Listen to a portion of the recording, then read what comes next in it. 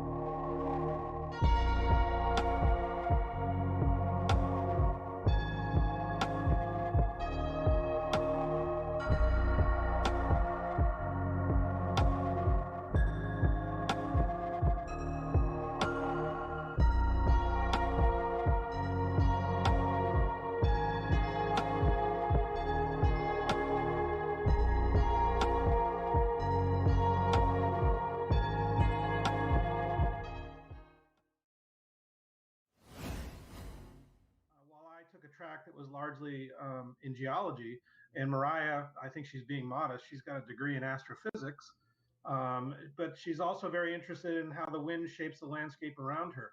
Yet through these various backgrounds, we've all come together and work on the same projects together. So you can come at this from a variety of different angles, but I think the core is a strong basis in math and science.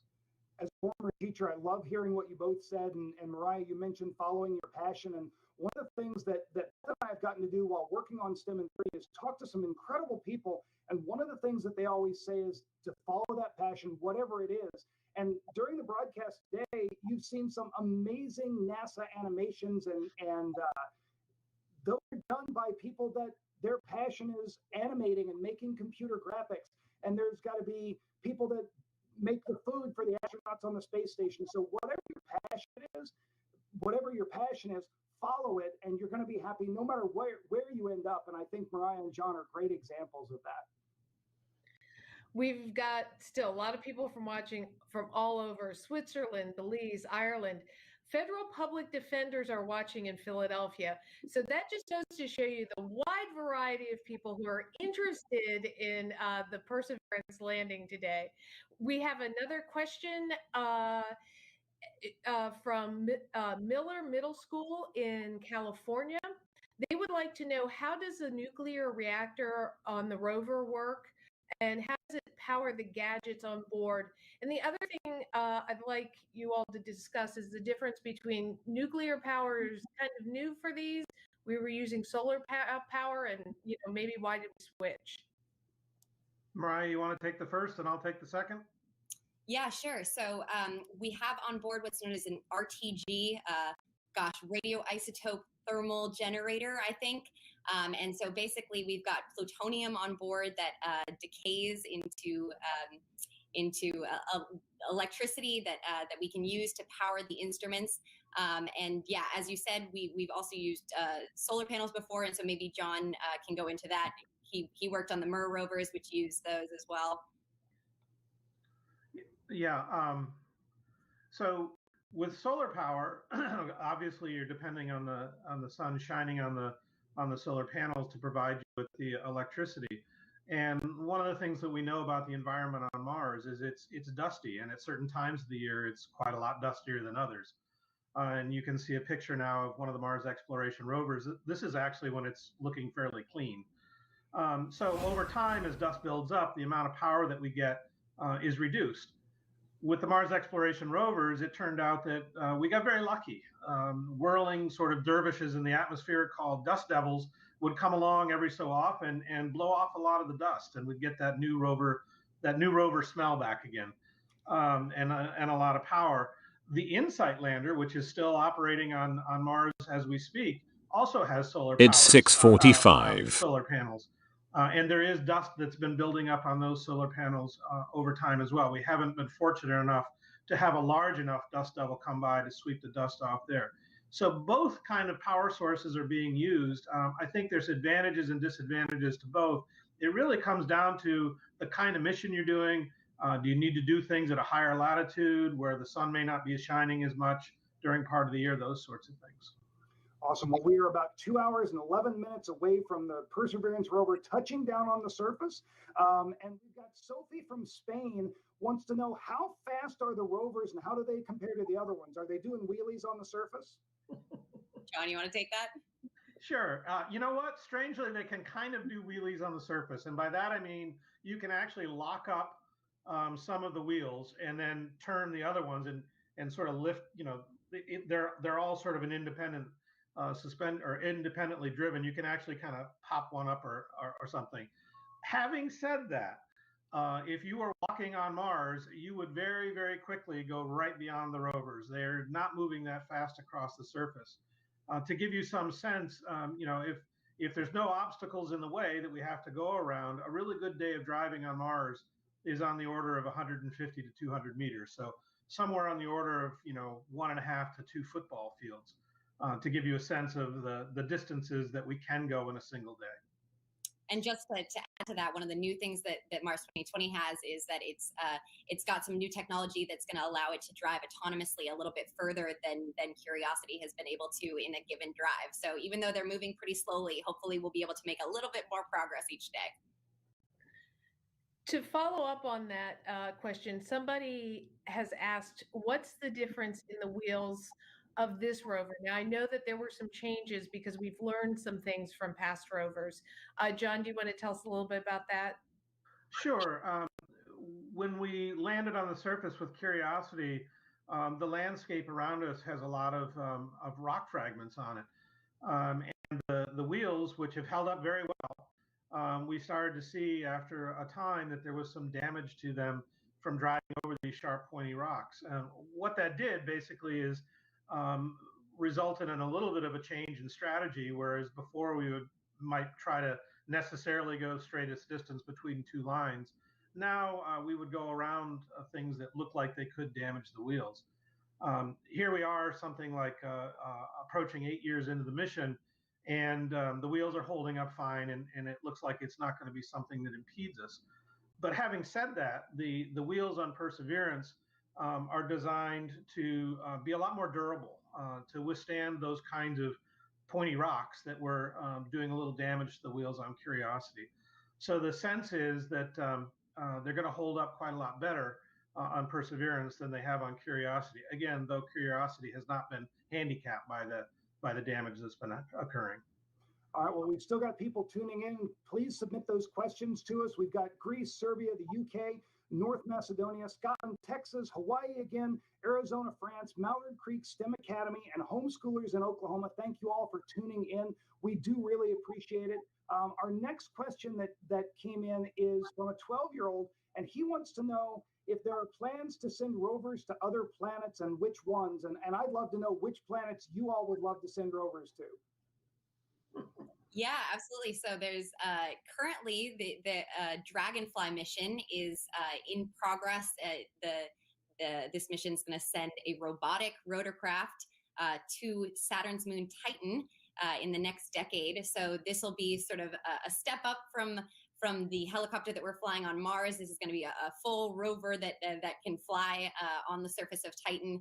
And actually, I think that because Titan has a smaller gravity, lower gravity than Earth, but a similar atmosphere, it's actually a good place to fly. And so we designed this mission specifically to take advantage of that environment. And I've heard before, actually, that if a human was standing on the surface of Titan and flapped their arms, they could fly as well. So it's a really cool place to be, and definitely a place that I'm excited to send a spacecraft to. John, where would you like to send a rover? Mars. I'm a Marsophile, and I can think of lots of places where I would like to go. But having said that, there are different ways to do things, as Mariah was just describing, on the different bodies in our solar system. With asteroids and relatively small bodies, in addition, if there's no atmosphere, you might be able to use something called a hopper, where because the gravity is so low, you can kind of bounce around on the surface. Of course, there have been a variety of rovers on the moon. There's been some by different countries. There's been very recently rovers from China. And of course, in the past with Apollo, we had kind of car-sized rovers that drove around the astronauts. So I think that kind of thing is pretty cool. I would love to see a rover that could carry people. And hopefully that's coming in the not too distant future on Mars. So I can think of lots of different places, but I keep kind of circling back to Mars. I'm a little biased. We still have a lot of people watching. Keep those questions coming. We have Gladys Young Elementary in Bethel, Alaska.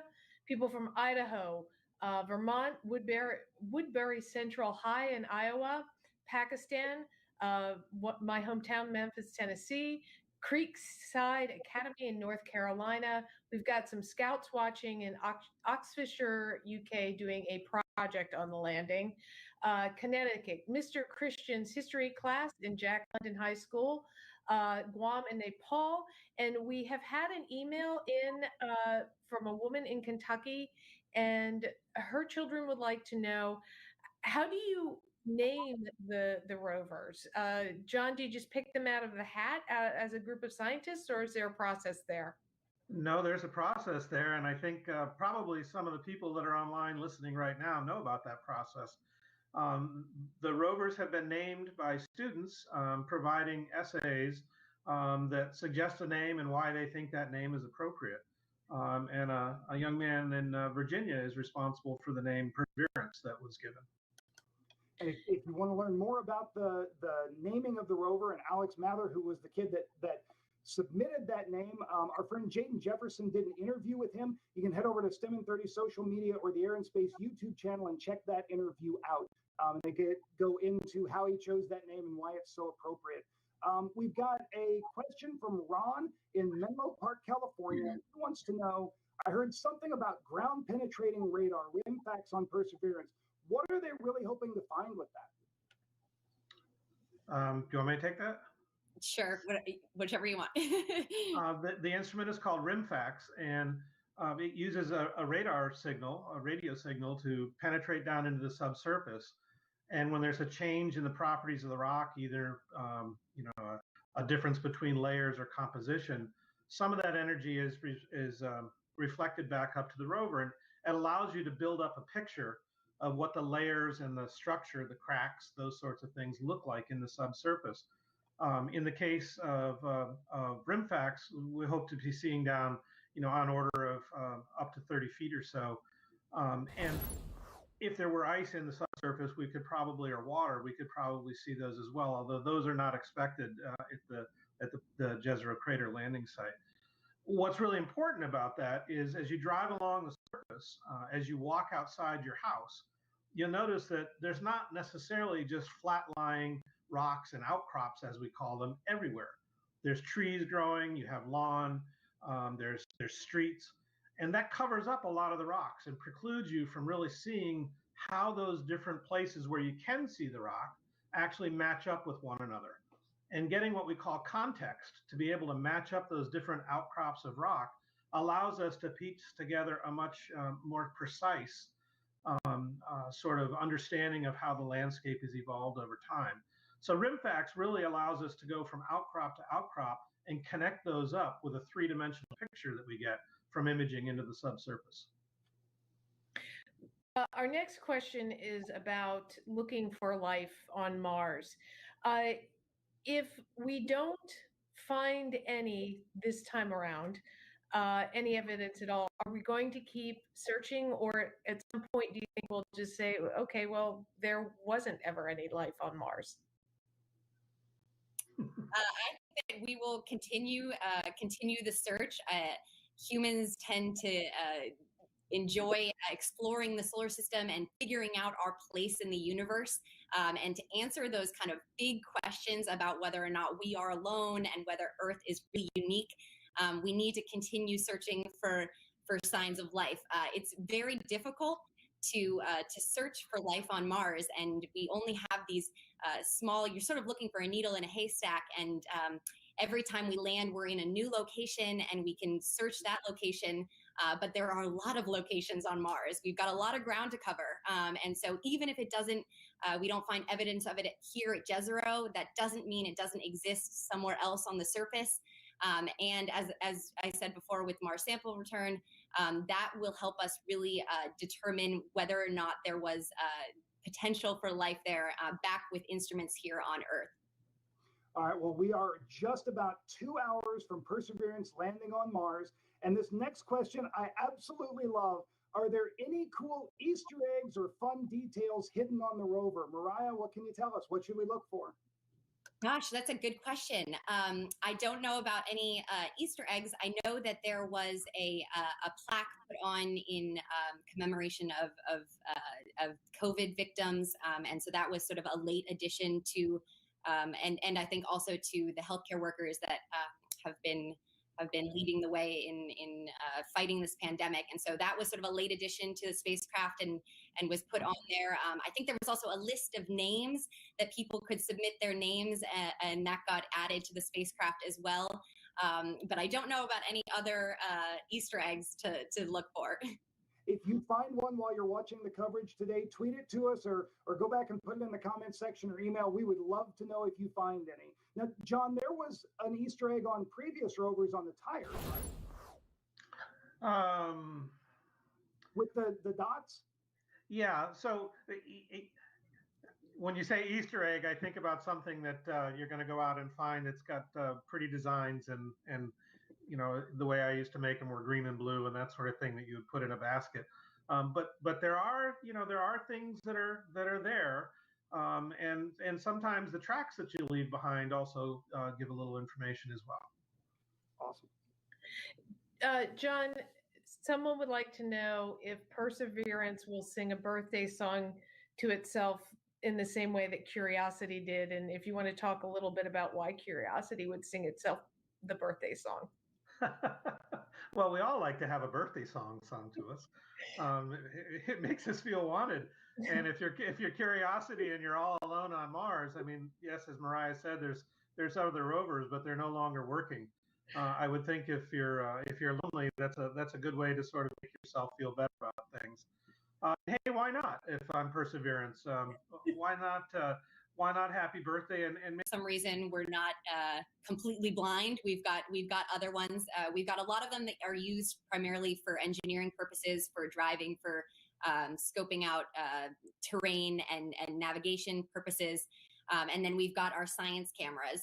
And so they each have kind of their unique purpose, but they all work together. And if one stopped working for some reason, we would have others that could take over. The other instruments, some of them we don't have backups for. The meteorological sensor, that's one that if that malfunctions, we're out of luck. And unfortunately, actually, one thing about the Curiosity landing was that part of the wind sensor on the Curiosity rover malfunctioned during the entry, descent, and landing. And so this was a situation where we had one of those instruments and we couldn't get it back. So we did our best to understand wind in other ways. But sometimes, there's only one and no backup. If I could add to that, one of the things, big shout out to the engineers at JPL. It seems sometimes, there's an anomaly within an instrument or some aspect of the rover, and you got to remember this thing is on another planet, and these folks are able, by and large, to troubleshoot and very often find ways around the problem such that the functionality of the rover is completely restored again. So, I totally agree with what Mariah said. I just want to say that I am astounded and impressed by the ability to troubleshoot and repair things that are located on the surface of another planet. Kind of following up a little bit on that, Lucia It's 7 o'clock. Ariana would like to know, how do we avoid introducing living organisms from Earth into the Martian soil and atmosphere? You want to do that, Mariah, or go ahead? I can start it off. That's a great question.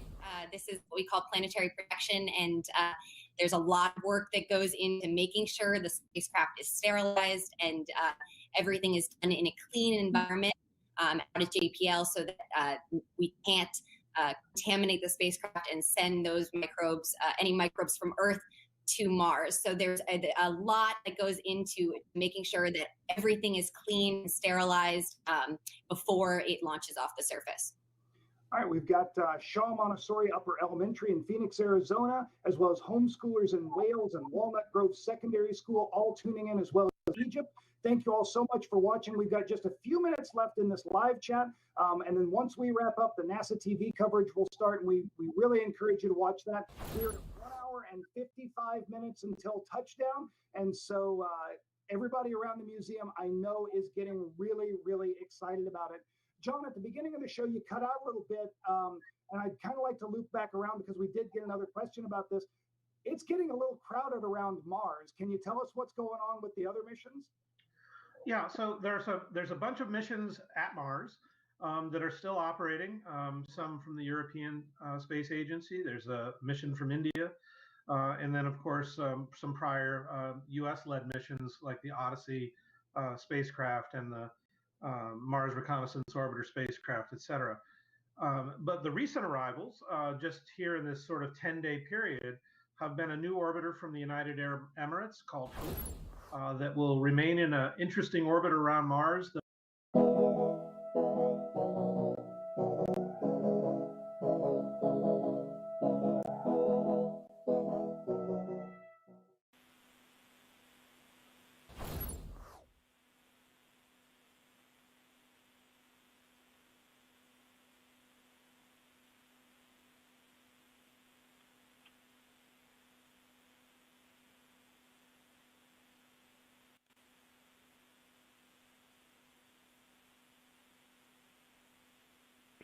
Voice check. Voice check. REG 5x5. How do you read me? Very well. 5x5. Doherty, can you come back with a call sign?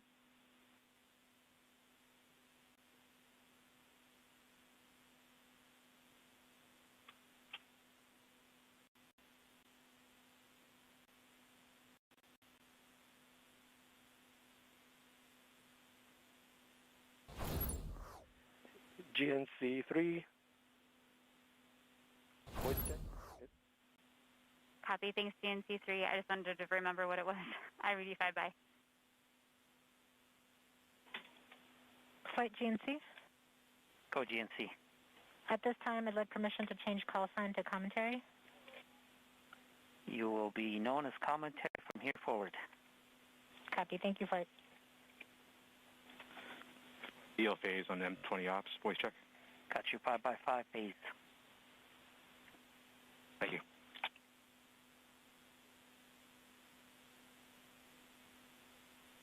Flight ELCOM on M20 ops. Voice check. Got you 5 by 5. How do you read me? 5 by. Flight activity lead 2 on OpsNet. Voice check. Activity 2, I got you 5 by 5. Activity 2, how do you read me? I read you 5 by 5 as well. Copy.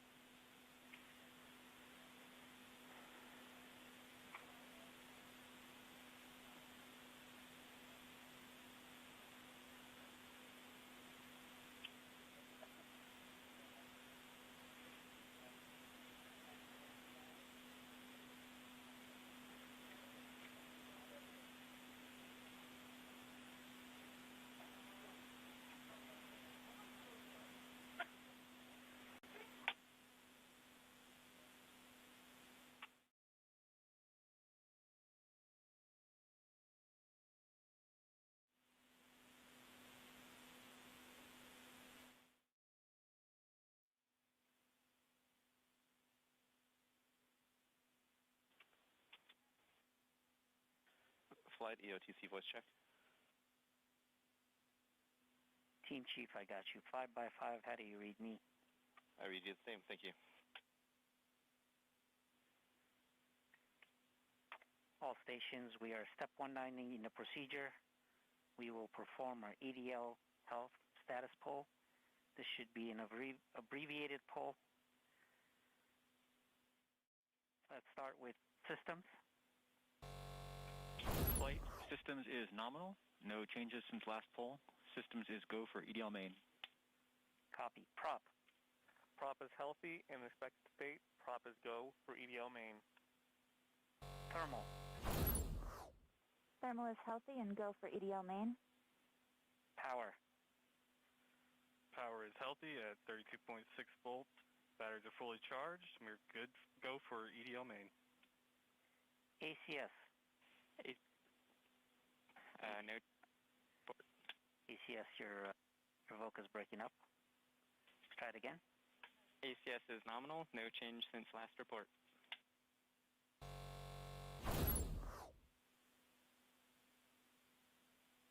Telecom. Flight telecom is nominal, no change since the last poll. We will, in a few minutes, be getting telemetry from locking up on the Goldstone stations of 14 and 25. Copy. Data management. Flight data management is nominal, no change since last poll. We are go for EDL main. Avionics. Flight avionics remains nominal. No change since the last poll. Go for EDL main. Flight software. Flight software. Flight software is nominal. We are go. Fault protection. Flight fault protection is nominal. No changes since last poll. FP is go for EDL main. Activity lead. Flight for EDL are in the expected state. We are just under 1 hour from the EDL start anchor and transition to EDL main. Second chance is also green and following along. EDL is go. Uplink lead. Uplink is green and go for EDL main. GDS. GDS is green and go for EDL main. ACE. ACE is green and go for EDL.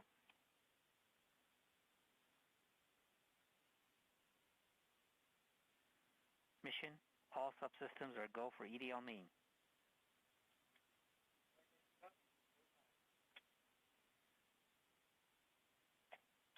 Flight mission copies. It's go time. Copy that.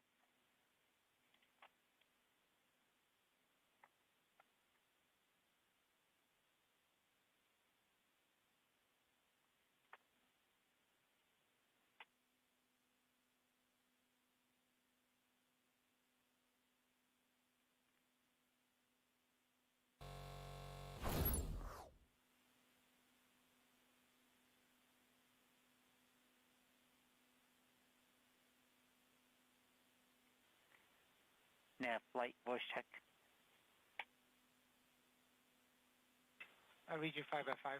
Help me. I got you 5 by 5.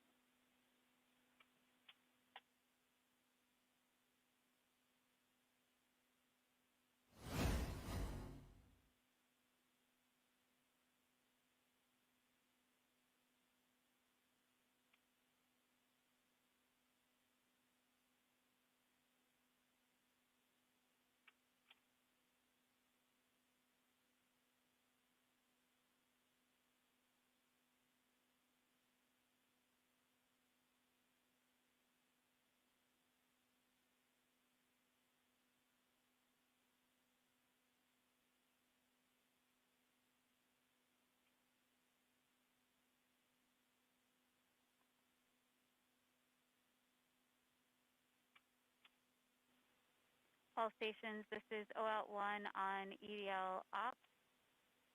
We are less than 2 minutes from our EDL voice check. A reminder, this will be by last name for brevity because that's how I have it in the list. I'll ask you for a voice check, and then I will ask you for telemetry status. If it's green, you can just respond with green. If you have any open issues, please provide a summary of that and what the plan is to work it, or if you need support.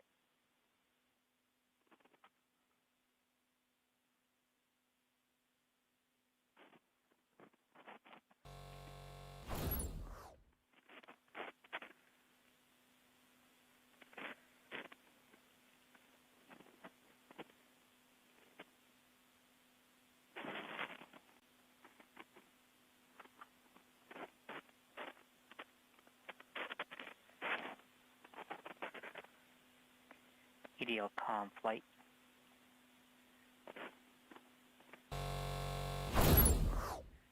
On step 192, we're coming up on a voice check with the orbiters.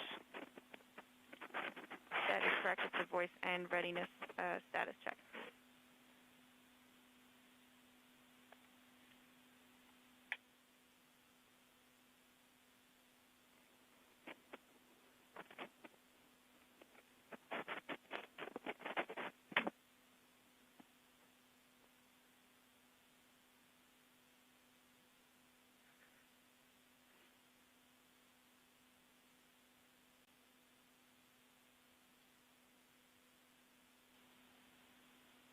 All stations, OL1 on M20 EDL Ops. We're going to start our EDL voice check. Burkhart, voice check. Read you 5 by. I am still waiting for tone display to show up on the WebEx. Copy. I read you 5 by. We will not have telecom do that again until around 12:20 due to us putting runouts up in the meantime. Copy. Thank you. Copy. Thank you. McGrew, voice check. Read you 5 by. Halney. 5 by. Telemetry status. I do not have Chill EVR Watcher. Not sure if it's supposed to be working yet.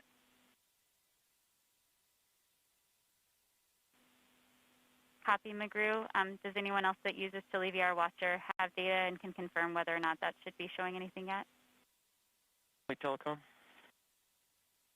Go telecom. Okay, we'll circle back to that. Thanks, Lynn. Lock at the moment. Rigorolas, voice check. Copy. Read you 5 by 5. How do you read me? 4 by 5. Telemetry status. I'm good to go. Copy, thank you. Nellison, voice check. OL1, I read you 5 by 5. How do you read me? 5 by 5. Telemetry status? All nominal. Great. O'Farrell, voice check? O'Farrell, read you 5 by. How me? 5 by 4. Telemetry status? Telemetry is green. Copy. Data, voice check? Data, read you 5 by. How me? 5 by 5. Telemetry check? Telemetry is green. Copy. Valar, voice check? I read you 5 by. How read? 5 by. Telemetry status? Telemetry is green. Copy. Jezero, do I have you on M20 EDL ops? That's affirmative. OL, you got me. How do you read me? 5 by 5. How me? 5 by 5. Telemetry status?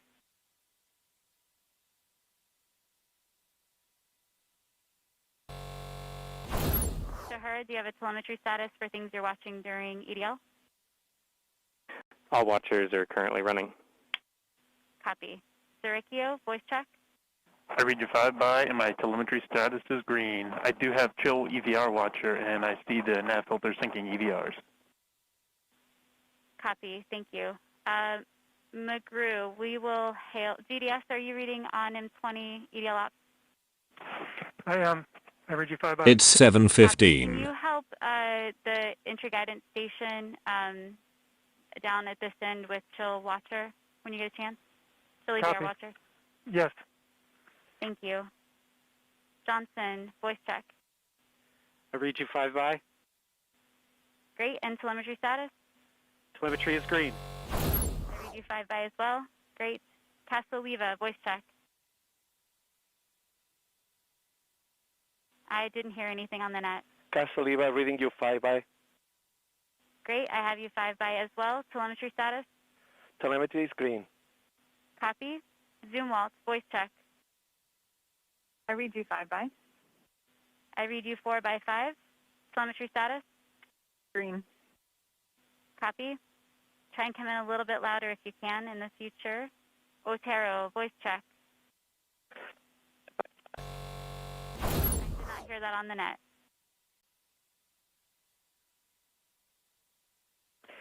Five by 5, how me? I have you 5 by. Telemetry status? Currently setting up watchers. Copy. I will try to remember to check. Well, let me know if you have any problems once you feel like you're set up. Thank you. Leftland, voice check. I read you 5 by. How about me? I have you 5 by. Telemetry status? Activity flight. Telemetry is green. Go flight. Copy. Way, voice check. Can we disposition? I read you 5 by. Ops, and telemetry is green. Copy. I have you 5 by as well. Did I miss anyone that has an EDL call out with the voice check? Turner. Turner, thank you. How do you read me? I read you 5 by. How me? 4 by 5. Telemetry status? I'm go on telemetry. Great. Sorry about that. Anyone else that I missed? Cruisinga, Cruisinga, I read you 5 by. How me? I read you 5 by as well, and nav is green. Fantastic. Anyone else? Okay, thank you. That concludes our EDL voice check. I only noted the issue for McGrew, so we'll work that and keep an eye on Otero. Fantastic. Do we have a new OD delta table? TAD 1. This is TAD 1. We do have a update for OD 132. The difference from EP3 is now 196.9 meters, so it's dropped back to where it was around OD 130. Do you mind putting that table up on WebEx? Will do. Copy.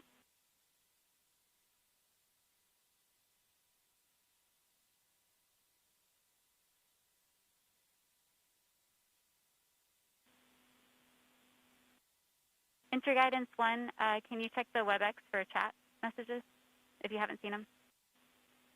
Copy OL.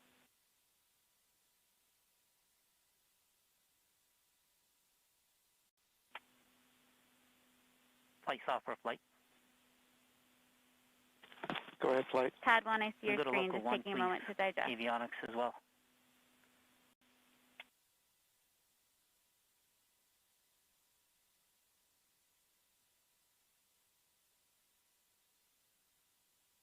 OL1, I pulled up the B plane as well. Copy, thank you.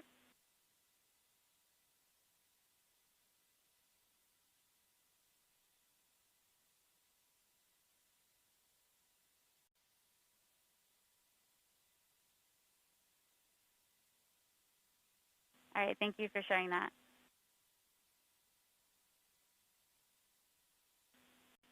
Telecom, this is OL1 on N20 EDL ops. Do you read me on EDL ops?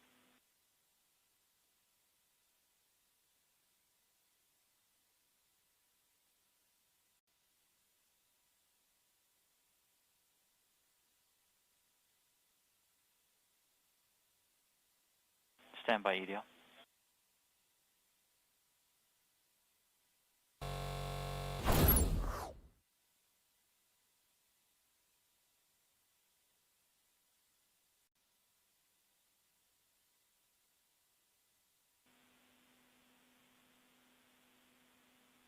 I retract my comment for telecom. I can reach him other ways. Thanks.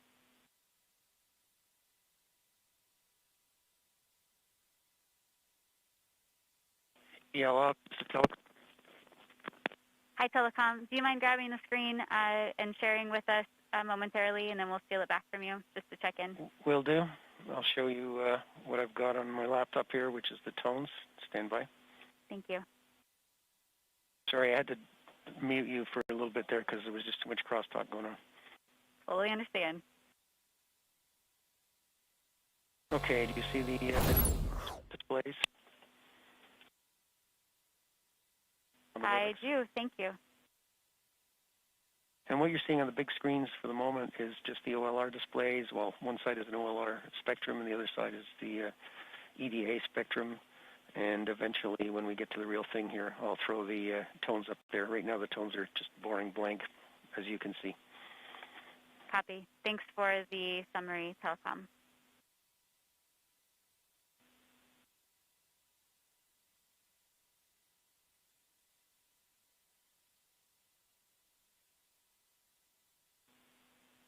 All stations on M20 EDL ops, feel free to go ahead and take breaks as needed between now and 12 p.m. Pacific time. At that point, if you could stick around a little closer and only go off net as necessary, but still take breaks at that point. So noon, feel free to go off net and take a little bit longer break. Afternoon, we'll keep them short and sweet as we march toward our 12:23 time to be in our seats.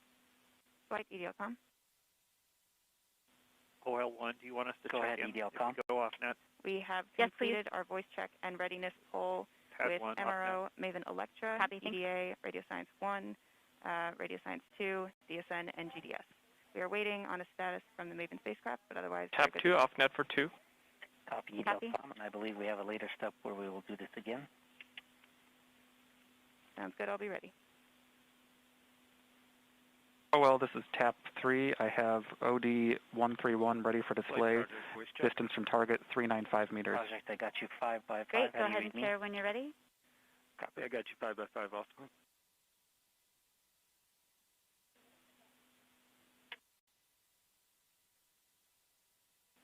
Flight, Chief Engineer on net.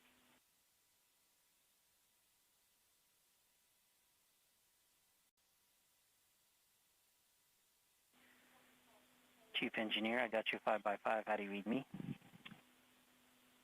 I got you 5 by.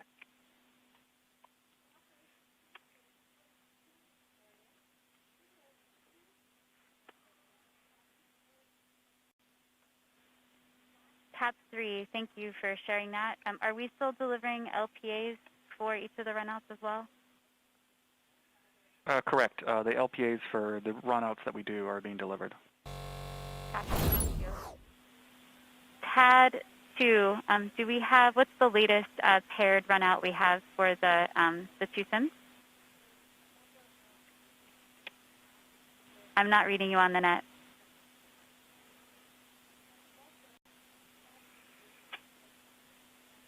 I don't copy.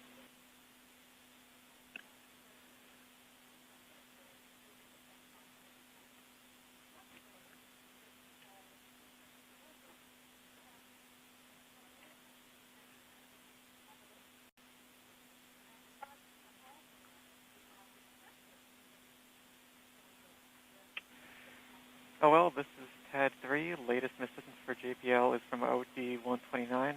The mist distance, estimated mist distance 731 meters. TAD 3, you're coming in real quiet. I can't read you. Sorry. Latest mist distance is from OD 129 for JPL. Mist distance is 731 meters. Copy. Thanks. Still reading you about 3 by 5. Thank you. OL2, this is TAP 2 back on. Copy, TAP 2.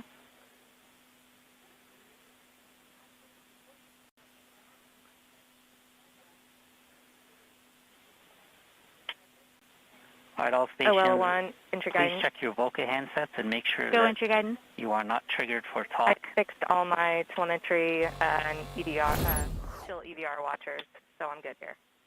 Great. Thanks for the update.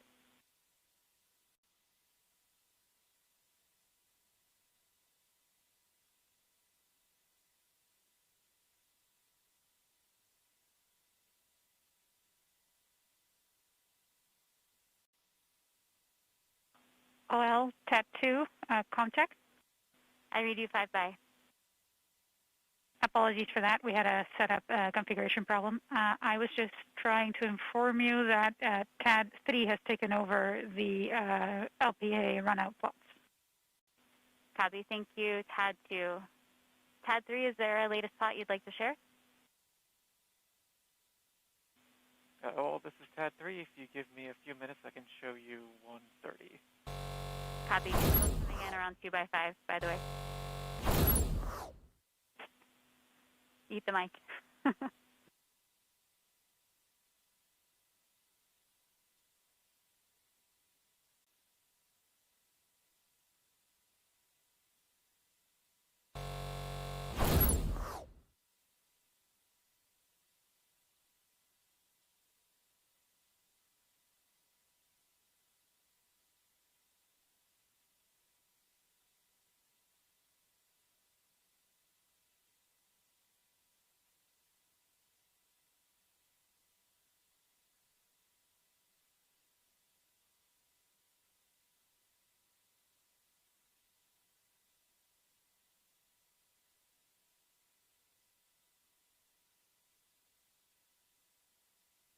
We have to. Okay, all stations be advised that we are coming up on our transmitter off pole. So stand by for that.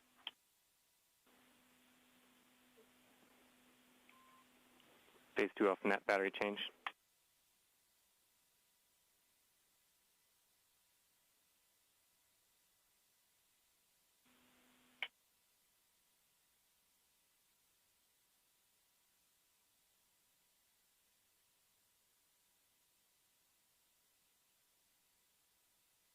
Phase 2 back on the net. How do you read? 5 by 5.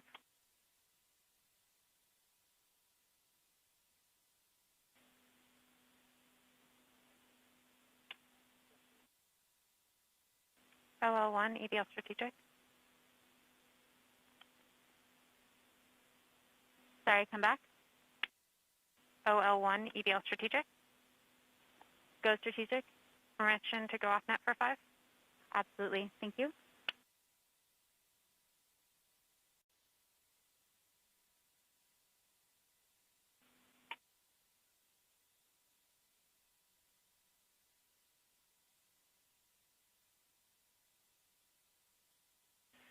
OL1 does have a combined plot for OD 130 from JPL and 131 from Langley. Feel free to share it when you're ready. Copy.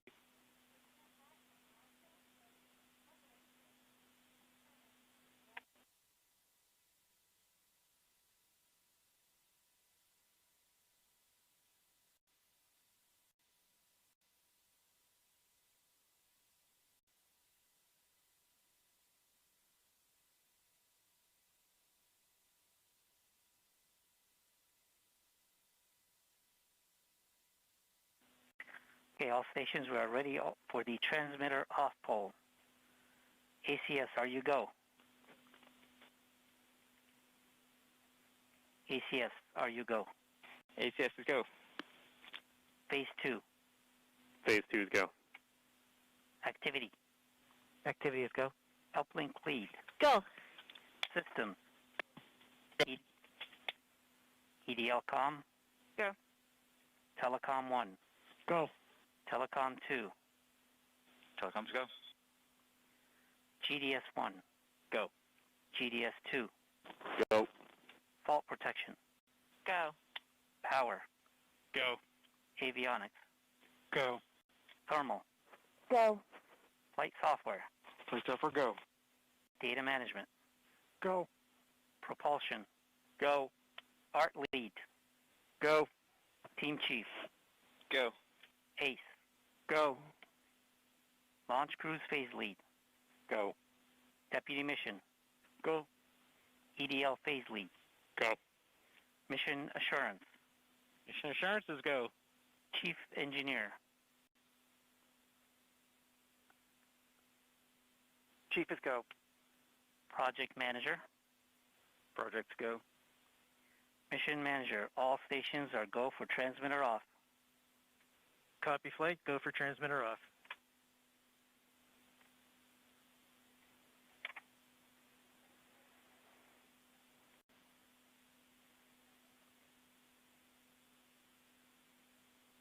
It's 7:30.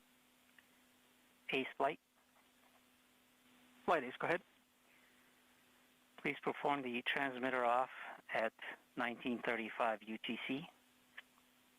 Ace copy. OL1, TAD1 back on net. All Copy, stations TAD1. note that this action will force the SDST into one-way coherent mode.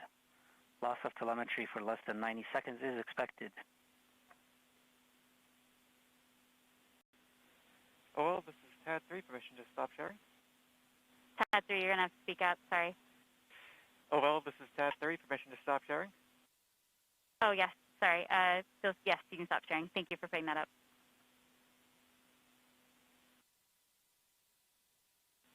OL1, this is TAD1. Go. I have OD133 EVU comparison. The distance off is down to 157.2 meters. What was our previous number? Previous number was 196.9 meters. Copy. Thank you.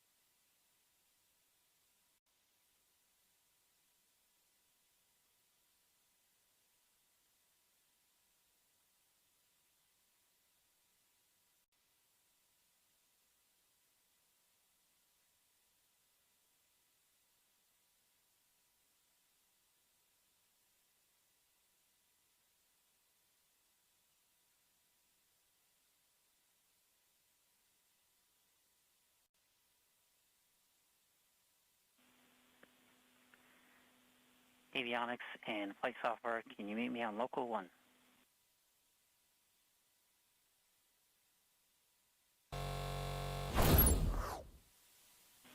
OL2, OL1. Go OL1. Can I give you the con for 10 minutes? Copy that. Taking over for OL1. Thank you.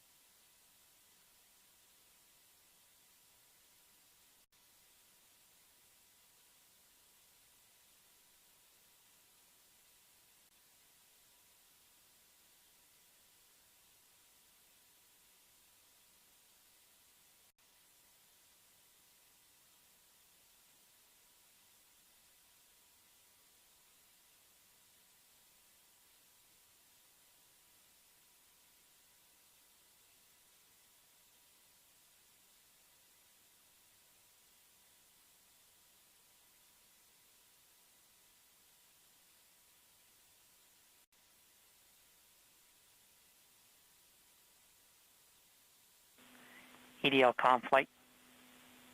Go flight. Have you performed the comm check and readiness of the orbiters? We have performed the voice check and the readiness poll and can confirm that MRO, MAVEN, EDA, Radio Science 1 and 2, UHF DTE, DSN, and EDL GDS are all ready to support. Copy, EDL comm.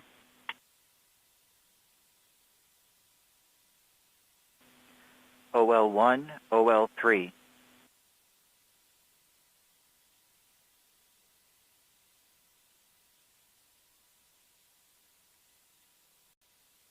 OL3, OL1 is off net.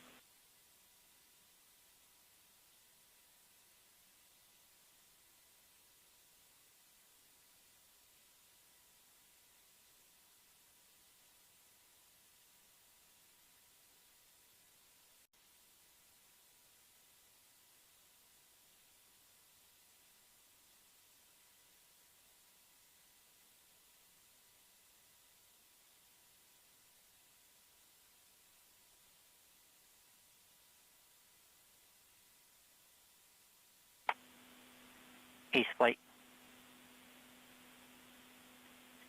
Flight Ace. Just confirming we are 2 minutes away from transmitter off. Roger that.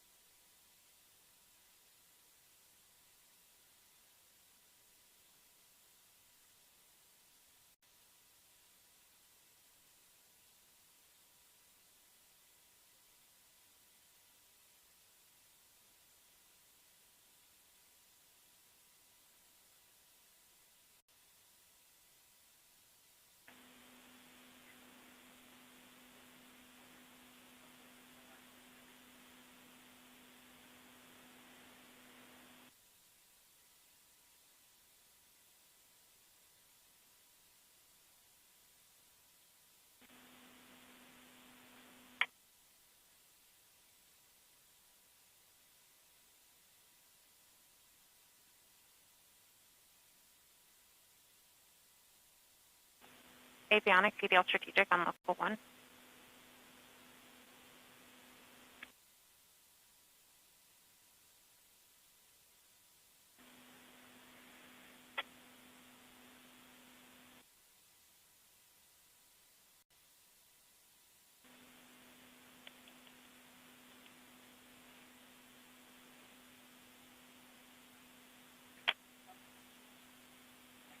Flight Ace. Go Ace. Okay, this is Station 63, turn transmitter drive off, 193502. Copy Ace, 193502. Activity flight. Go flight. We are coming up on our check for the EDL hook sequence, EDL 1503. That's affirmative.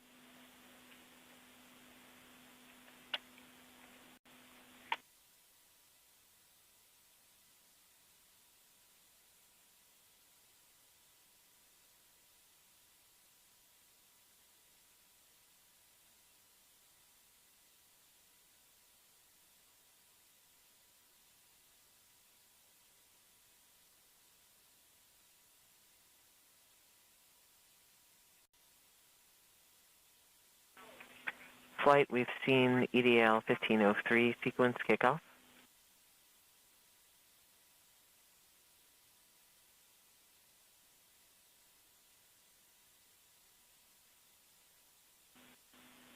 Copy activity.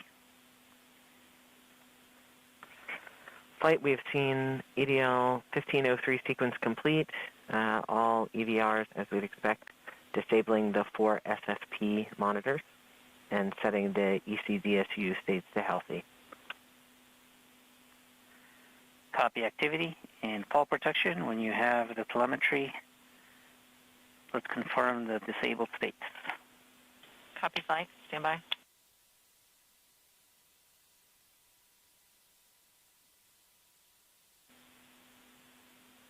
surface flight. This is flight on M20 ops. Voice check. I read you 5 by 5. Flight. I read you 5 by 5 as well. Welcome aboard. Be here.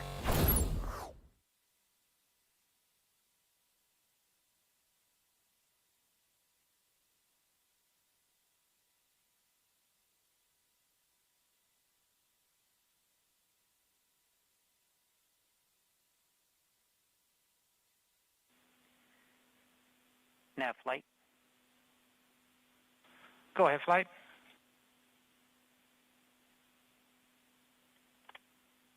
Go ahead, flight. Please note that in a few minutes we will conduct the nav show. Copy that. Flight, this is FP. Go FP. I can confirm via EHA that the 4 expected SFP monitors are now response disabled, as expected. Copy all protection.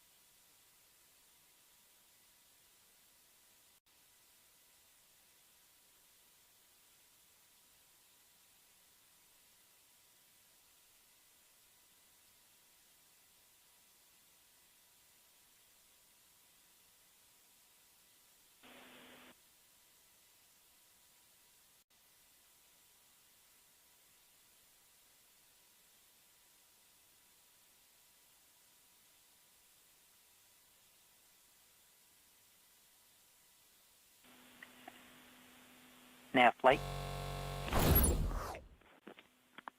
Let's go ahead and begin your briefing. Copy that. All right, so I hope everybody that was updated right now. Break, Nav. Your headset's breaking up. Perhaps you want to get closer to your box. How about now, flight? Much better. Try it again. Okay, I hope everybody can look at the Doppler screen. So I'm talking to that for a little bit. So the first one shows on the top the Doppler residuals right now, and you see the dashed line. That's where we expect if we had a perfect trajectory. And at this point, we're still pretty close. You can also see we're drawing our uncertainty corridor. As we get closer to Mars into the gravity well, it's less Mars is starting to tell us where we really are. And you can see that in the lower right corner, where you can see actually nicely how Mars is really telling where it is, and the uncertainty ellipses have been nicely influencing. We're actually pretty close to EPU3 we put on board, so that looks good. So then to continue, what to expect as we go into EDL, you see here at first we're actually still in outer space, and then actually at one point, this will be the top plot on your screen, you'll see that we rapidly decelerate in the atmosphere and then actually go to parachute deploy at the hopefully at the end, and then we'll go further. We'll just zoom in on that a little bit. So this just shows you more zoom in of that, and we'll do that actually during the EDL, so you can get a good look at all. And you can also see all the events that are going to happen. Put dashed lines because they're not quite certain at what time they exactly occur, but it should be close. So we'll also have a bottom plot, which will show actually where we actually try to model what's going on. So that takes a big signature that you saw. And again, if you then zoom in on the latter part, you can see that we hopefully will be able to see bank reversals and the sheet deploy as we perform EDL. And I will make those calls if I see them in the Doppler on the M20 EDL ops. So everything is looking good at this point, and nav is green. So back to you. Copy, Nav. Thanks for that.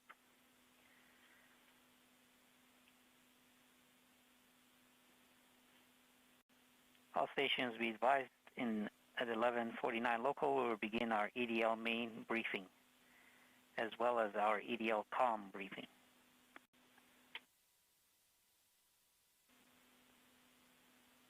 OL2, OL1 back on net. Copy that, OL1. Thank you. OL1, OL3. Go OL3. Letting you know that the telemetry is green. Copy. Thanks for the update on your status.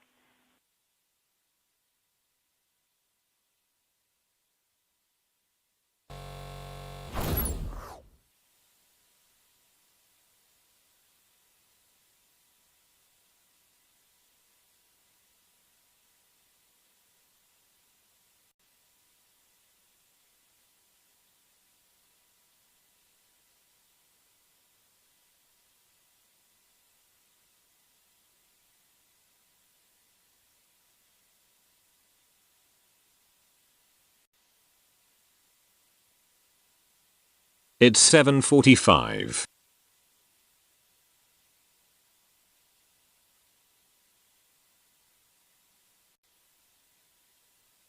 OL1, this is TAD1. Go top 1. We have a EPU comparison for OD134. The position delta is now 148.1 meters. As a reminder, the previous was 157.2. Copy. Do you mind sharing the table briefly? Will do.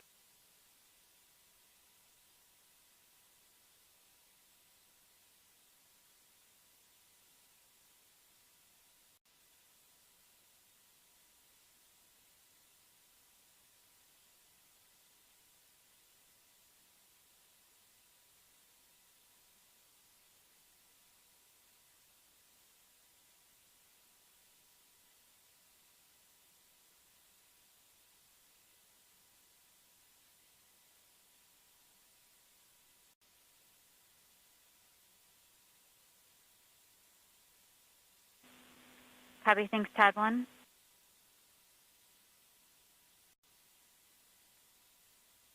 If you have the B-plane handy, can you add it to it? If not, I can switch it. Yeah, I think I have it. Actually, I only see 133 in my email.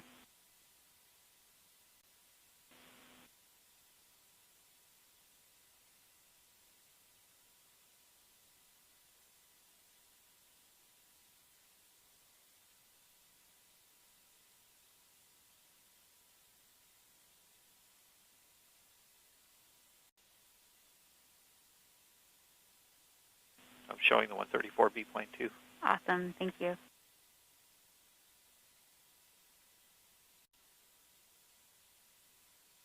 All right, we finally see a little bit of the twist we've been looking for here in the end game.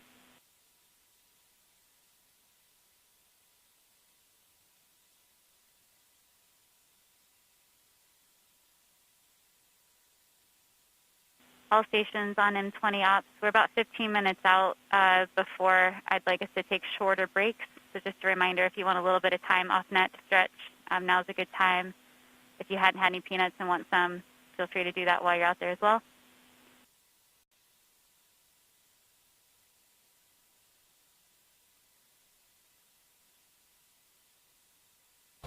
Thanks, TAD 1.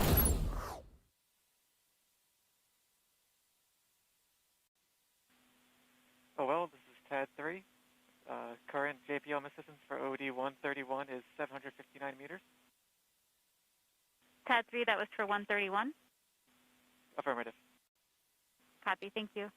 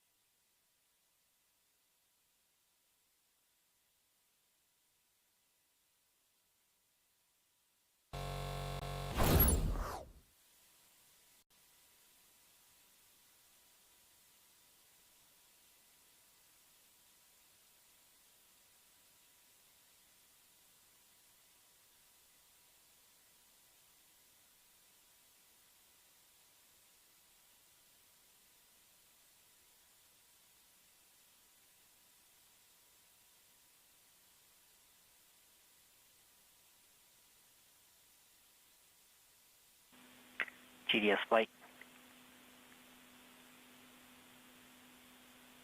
Flight GDS. Please be advised that we're coming up on a step here to disable alarms for EDL main and start new sessions for RTDP processing. Copy that.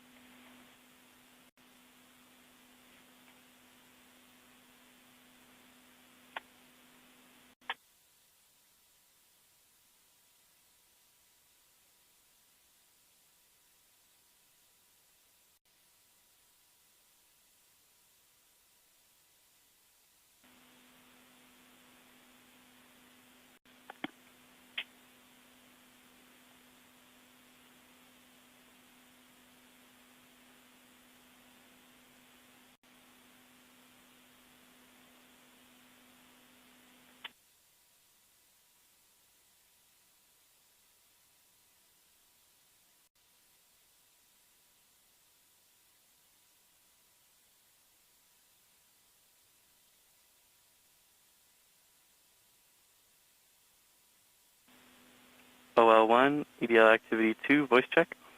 I read you 5-by. Read you 5-by. Okay, so at this time, our EDL activity lead will conduct a briefing on EDL main activity. Go ahead. Thank you, Flight. At approximately 12:03 local time, we will make the transition to EDL main mode. That will be 45 minutes from the entry interface. Upon that transition, we will save surface nominal to NPM and also ARM second chance. We will disable all system fault protection. We will mark our EDL critical devices healthy, TDS, the DIMUs, DMCA, and VCE. We will set our vehicle configuration to cruise and our vehicle configuration history to surface. We'll disable any remaining CBM windows, which there should be none, and we'll mask the alarm clock wake-ups for both the cruise and descent stage PAMs. After that transition, we'll have an approximate 5-minute wait until the continuation of the EDL start anchor, which will start at approximately 12:08 local time. In the EDL start anchor, we will power off the LCAM heater. We'll disable the DSDST radio state 1 timeout.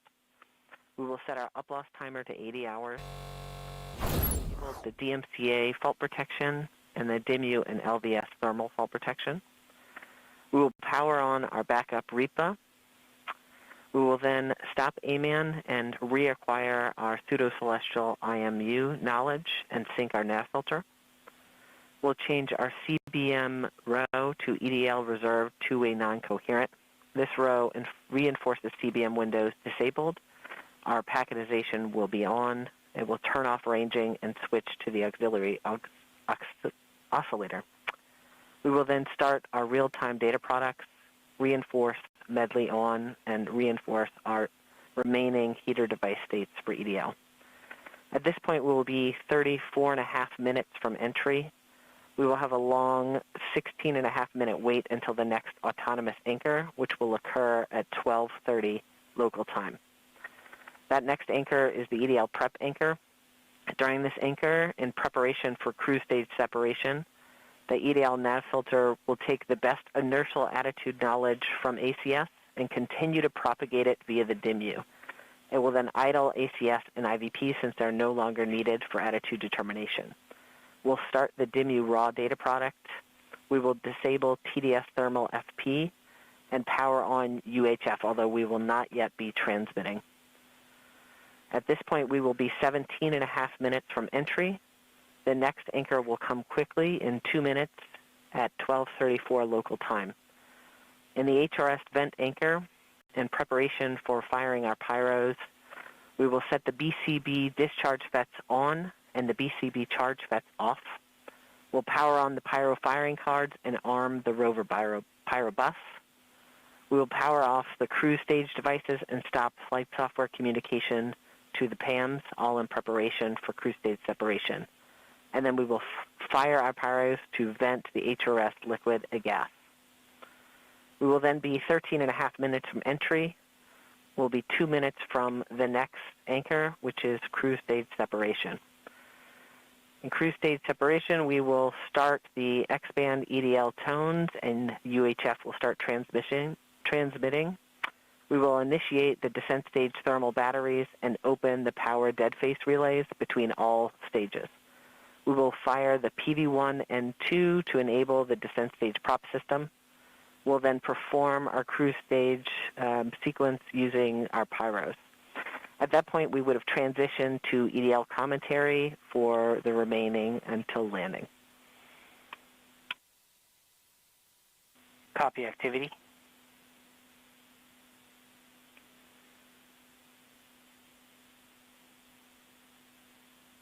OL, this is TAP 3. EDL comm flight. OD133, ready for display.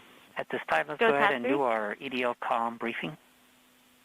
Copy that. I would like to inform the team of our upcoming X-band telemetry loss just prior to cruise stage separation due to the transition to direct-to-Earth tones.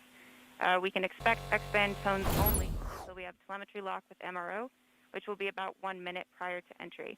This means we will be tones only for about 9 minutes before receiving telemetry via Cat 3, MRO. just a question. An additional note for the flight and team, maybe there's no because I'm need to missing reconfigure something, telemetry viewers. are we just starting to do every from other MRO should populate run out where there was X-band telemetry before. based on what's being delivered? Additionally, for anyone who's monitoring a different subsystem, a reminder that EDL will hog the bandwidth of our 8 kilobit per second stream.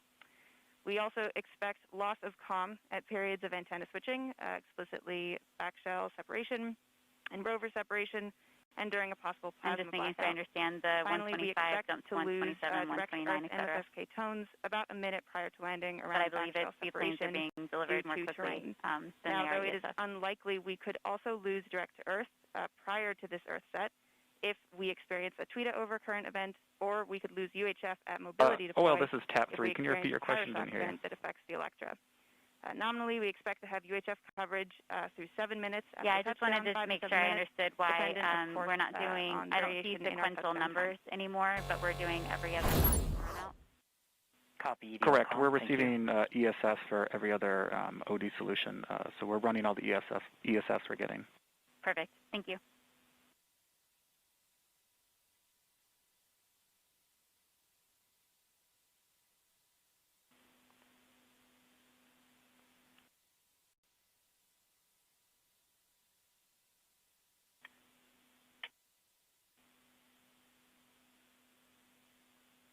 Activity flight. Go flight. We have EVR or telecom reconfig per expectation. Can you confirm? That's affirmative flight. Tap 3, leave that up for another minute or two, please.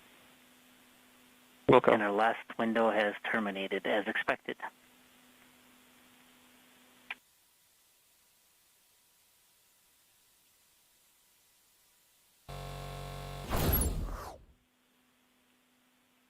EDL team in the war room, we were getting comments that some of people's masks don't look like they're tight, so please make sure that it looks like you have a good seal on around your mask.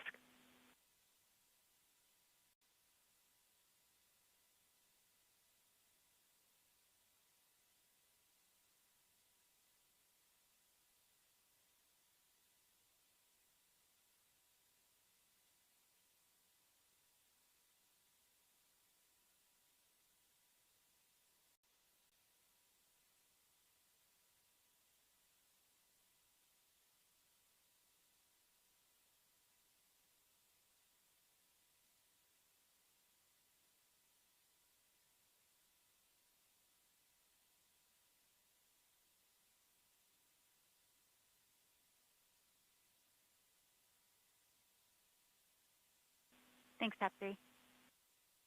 Flight.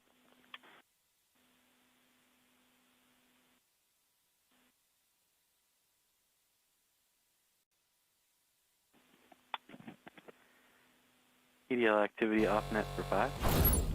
Copy. Flight telecom. Go ahead, telecom.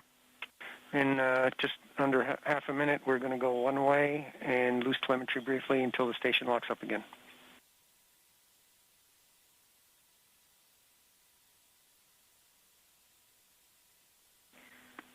Copy, telecom. That is per expectation with our transmitter off.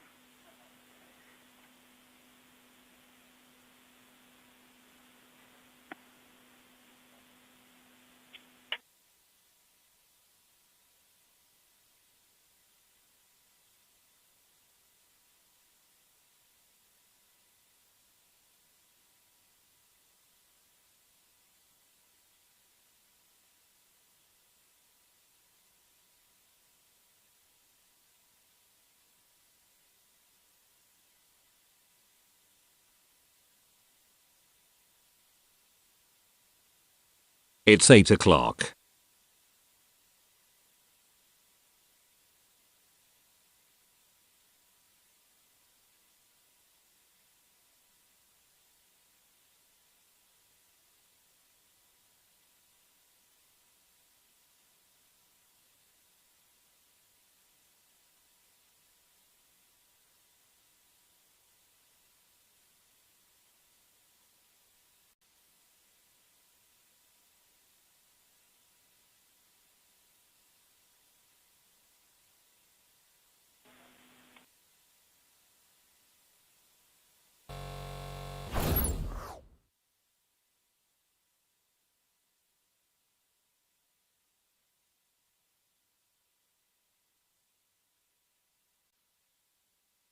Oh, well, this is TAD 3, ready to show estimated distance for OD 132.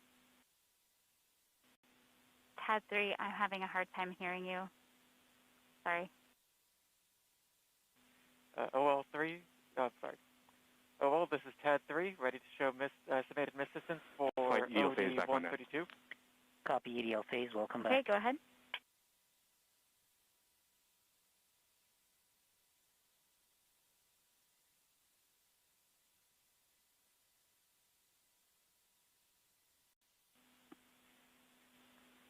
Flight Ace. Go Ace. Our tracking stations have all confirmed the results of the transmitter drive off and in lock one way. OL1, Ace. EDL strategic back on that. GDS flight. Flight GDS. At this time, I'd like to disable the alarms before EDL main. So please disable all the alarm files and start OL1, a new activity downlink 2, back session. on net. Copy that. EGP. Copy AL2, Copy that, copy proceeding now. strategic. Thanks.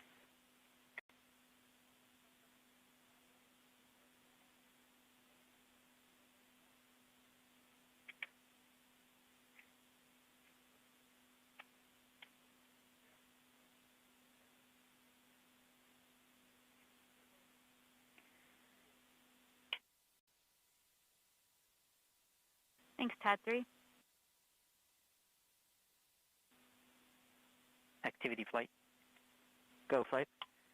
So at this time, we should be expecting our EDL 2000 sequence execution. Please report back when you have confirmation. Correction flight that EDL 2000 will happen at the continuation of the EDL start anchor around 12:08 local time. Copy activity, thank you.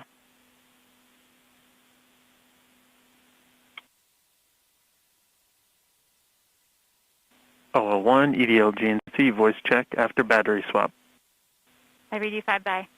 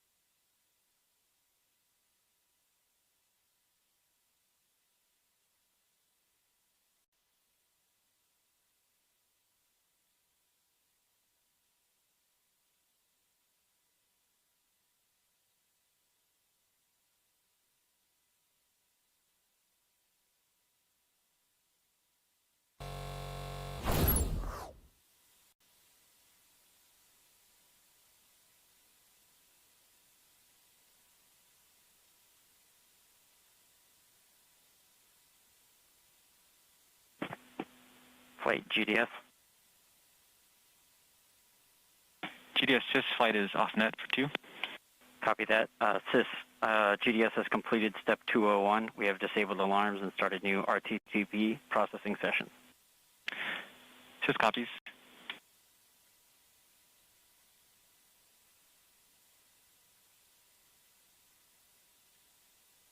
OL Langley, off net for 2.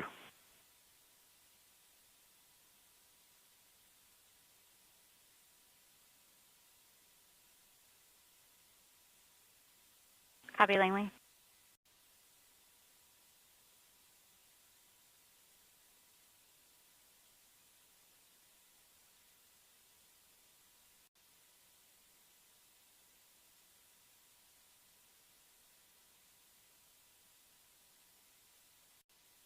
OL1, this is TAD1. Go TAD1. Flight, we have an OD kicked off 135 the transition to EDL main mode. delivery and difference we have the disabled D3, system fault protection, position distance armed is now second chance, 147.7 and meters. are marking our EDL slightly critical down devices from healthy. 148.1 meters on the previous. Copy. activity. Thank you, TAD1. Welcome to EDL main. Just a reminder, flight, that we'll have a 5-minute wait before we see the remaining telemetry in the EDL start. Sure, please. All stations on EDL Labs, we are about 19 minutes from our time to be in our seats with no further breaks or distractions.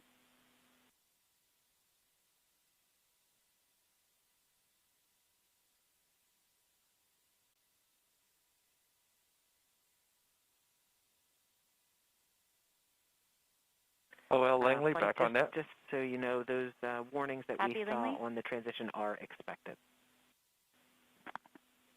Copy activity. OL, tab 2 is off for 2. Copy, tab 2. OL, entry guidance also off for 2. Copy, entry guidance. You're coming in about 3 by 5, by the way.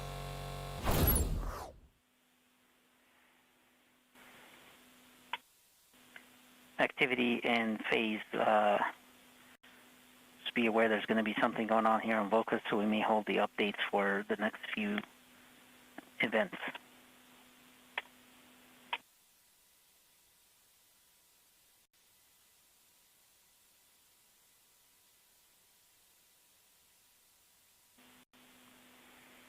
I take that back. It looks like that might have gotten pushed a little bit, so we do have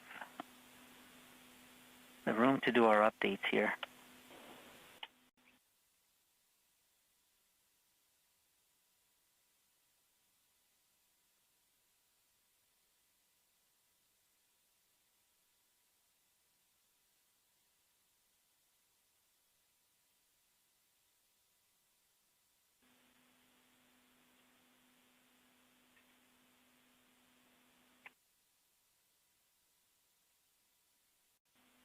Phase 2, this is flight. Go flight. So can you give the team a briefing on what happens at EDL main with the configuration of the system? Yeah, so activity gave you a great rundown of all of the things that happen at this critical transition. But just to give everyone a little more of an idea of what this means for the spacecraft, we have just undergone a transition from EDL approach mode, which we entered about 6 days ago, to the EDL main spacecraft mode. And this is really a fundamental shift in how we've operated the vehicle since it departed Earth. Previously, the spacecraft was programmed to maintain thermal control, communication with the ground, and stable power margins, even if that meant interrupting programmed activities and dropping into a safe state. With the transition to EDL main, the spacecraft's #1 priority is setting itself up for success on the journey down to the Martian surface. So as part of this mode change, like activity mentioned, we have gone ahead and disabled all system fault protection responses because we no longer need the spacecraft to stop and wait for intervention from the ground to recover. In fact, we need the exact opposite. If at all possible, we need the spacecraft to continue moving through the events of EDL, depending on what is largely a single-string system with selective redundancy to do the best job it can. So this is a good time to remind the team that success of EDL is not guaranteed, but we can be assured that a large part of our design was flight proven by MSL. So also, as activity mentioned, we marked a set of EDL critical devices healthy, regardless of their previous state, and we told the spacecraft to stop any in-progress CBM windows and any in-progress ESP responses, although we had neither of those active at the time. Although many parts of the spacecraft are essential for EDL, the things that we marked healthy include the TDS, our landing radar, both DIMUs, and the vision compute element and the DMCA. We've also gone ahead and set the vehicle config in case we get a reset at the end of EDL to make sure that when the vehicle wakes up, it assumes that it is in the surface configuration. I'll pause here as we watch the rest of the events of EDL start. EDL start anchor has continued. We've seen the EDL 2000 sequence complete, powering off the LCAM heater. We are proceeding to reinforce device states. OL1, entry guidance back on net. How do you read me? Bye-bye. Reacquire our knowledge to pseudo-celestial IMU. OL2, tap 2 is back on net. Copy, tap 2. OL guidance 2, take 2. Copy activity. Copy guidance.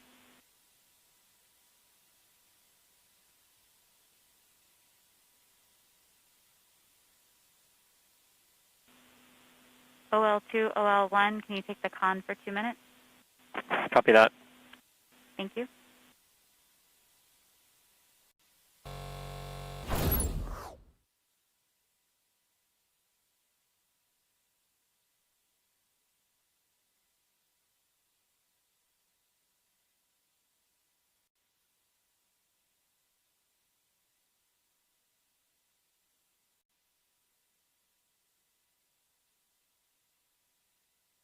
The flight, the warnings we saw so far are all expected.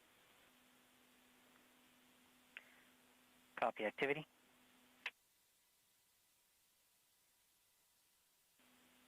Okay, phase 2, you want to continue the description you were giving? Yeah, sure, flight. Right now we're doing two things. We're taking this opportunity to reinforce the state of the spacecraft. A lot of the actions that we're doing right now, the devices are already in this state. This is something that we do just to make sure that the spacecraft is in the state we want it after any type of fall protection responses may have been executing. Of course, we didn't have that situation today, but that's why some of these actions are here.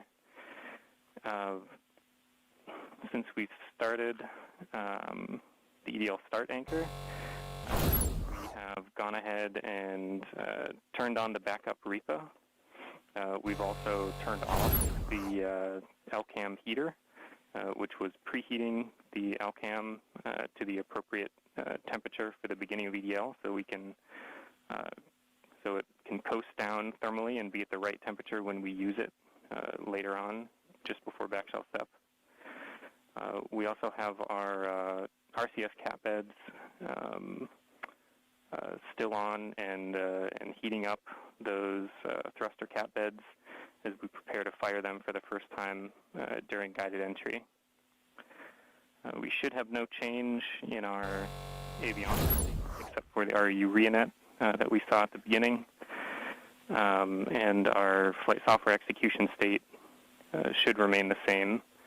But the backup computer running Second Chance will have armed itself and it is prepared to take over as we go through EDL if we should experience any type of reset from the prime computer. OL1 back on net. Copy that. OL2 going off net for 2. Copy. As we speak, we are transitioning CBM states, and I think activity is going to give us a little more information on that in their update. Yeah, copy phase. The CBM change, as I mentioned previously, is to the EDL reserve to a non-coherent Right row. here, activity. Copy flight. EDL phase, go ahead. It's 8:15. I guess to the team. Right. You know, I'm terrible at pep talks. I think my reputation precedes me there. And look, I know this hasn't been easy, right? I'm not even sure we've even been all in the same room at the same time. I mean, I'm staring at folks across the internet as well. Even now, right? Only. Yeah. Voice check. Okay. I do want to just extend my heartfelt appreciation from the EDL team to the launch cruise team. You've done everything we've asked for, right? I mean, you've battled anomalies, you've dealt with Cephis, you've done everything. You delivered a healthy spacecraft to the place that we want to go, and she's right on target, right? You did the last maneuver literally 2 months ago, right? This is pretty incredible, in my opinion. And she's armed with the right information to help us land. You know, doing the parameter update last night, we're ready to roll. You've done everything right, and you've put up with us too, right? You've put up with our eccentricities and the things we like to do in EDL land. So I very much appreciate that. So you all should sleep in on Friday, since you guys have earned it. Thanks for literally and figuratively putting us in the right position to succeed. And let's land on Mars together. Copy EDL phase. And as flight director, I also would like to thank the whole team, cruise ops, EDL ops, EDL team, and the surface ops as well. It's been an amazing journey. I think we all know that. And it's been my honor and pleasure to work with you all side by side. And your tireless efforts and endurance in the face of our challenges has been truly, truly inspiring. So kudos to you. Mission, would you like to say something? Yeah, just echoing the same words that Al and Magdi have mentioned. You guys have overcome great obstacles in the last 6.5 months, and it started with an earthquake in this room on launch day at L-20 minutes. So I can't be more proud than all of the achievements that you guys have pulled off in the last 6.5 months. Whatever happens in the next hour and a half, you can be proud of the achievements that you've accomplished so far. I look forward to seeing you on the other side, and I only wish that the rest of our team could be sharing this moment with us. This is a very unusual event. This room is only half as full as it would be if we weren't in this pandemic. So missing everybody on the team who's not with us here today. And go EDL. Welcome to the EDL family.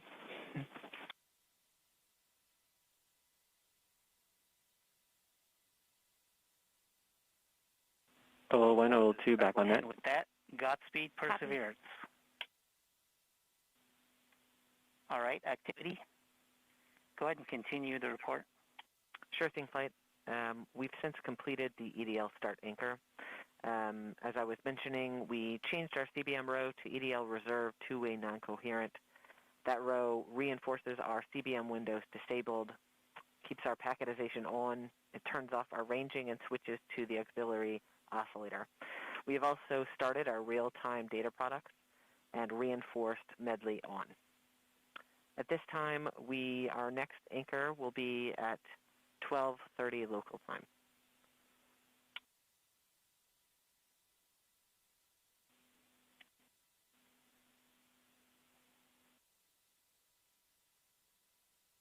Copy activity.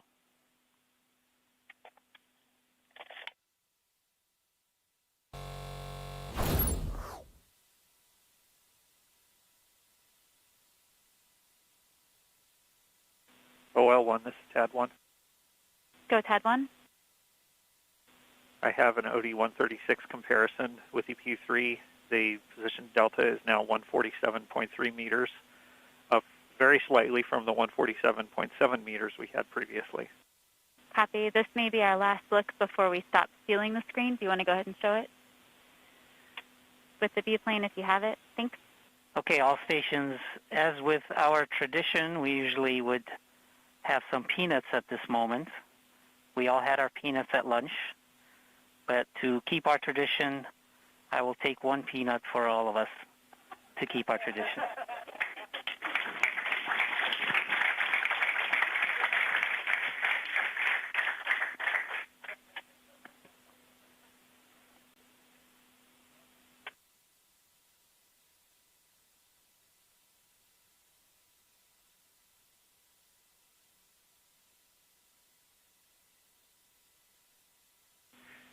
Oh, well, this is TAD 3.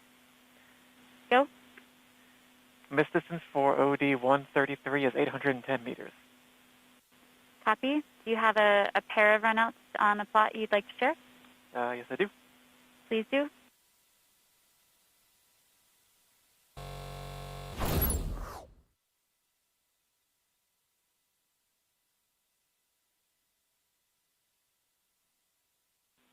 Thank you, TAD 3.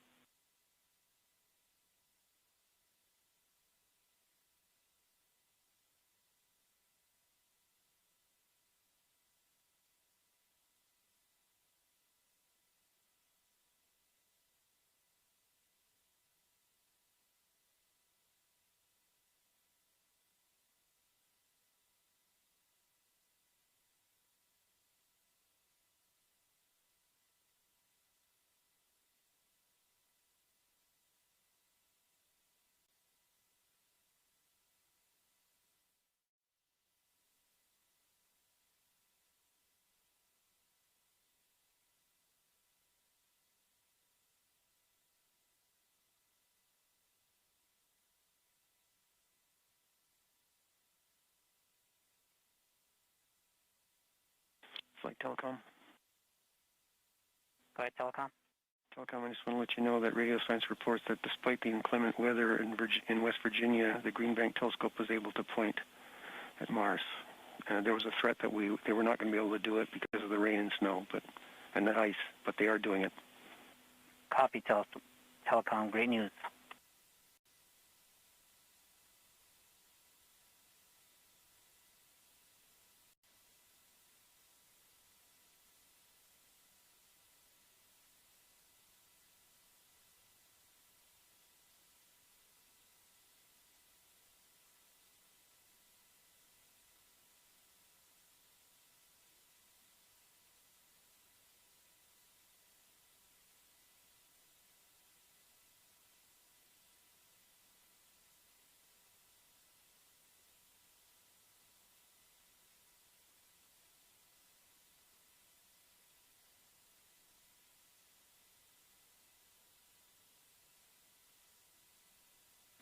Systems flight.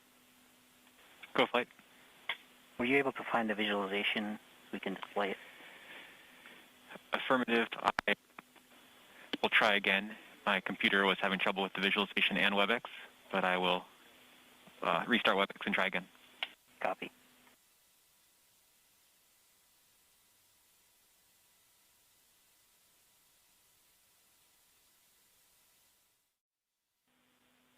All stations on M20 EDL ops. Probably the last time if you feel the need to do a battery change to do that before we go into quiet mode. Also, unless we have something updated we want to show in the next couple of minutes, we're about to turn over our WebEx screen to Telecom for tones.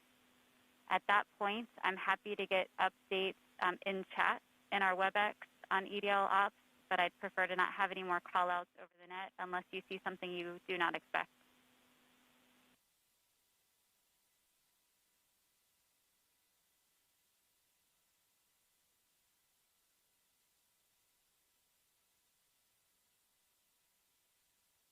OL, this is TAP 3.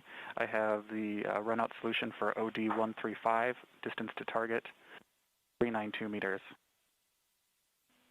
Copy. Feel free to share if you'd like.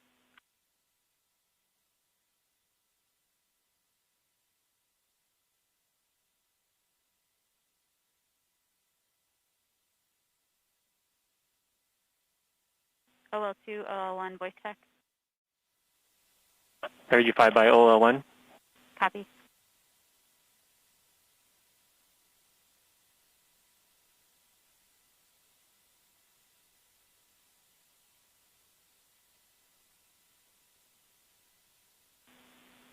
Looks good. Thank you. Top 3.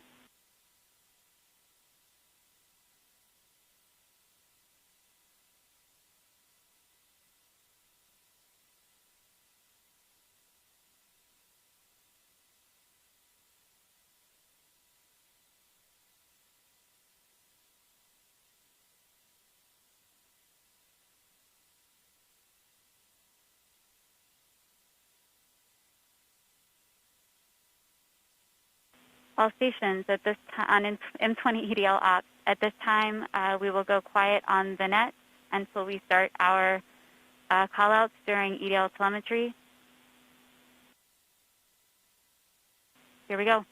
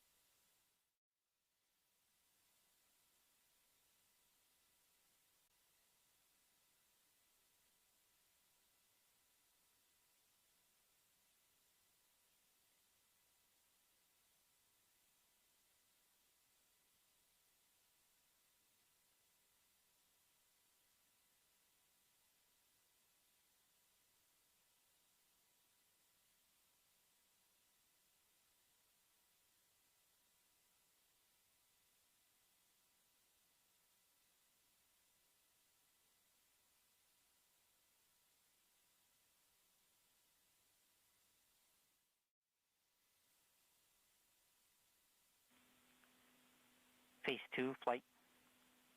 Go flight. At this time, let's continue our briefing for the rest of EDL. Sure.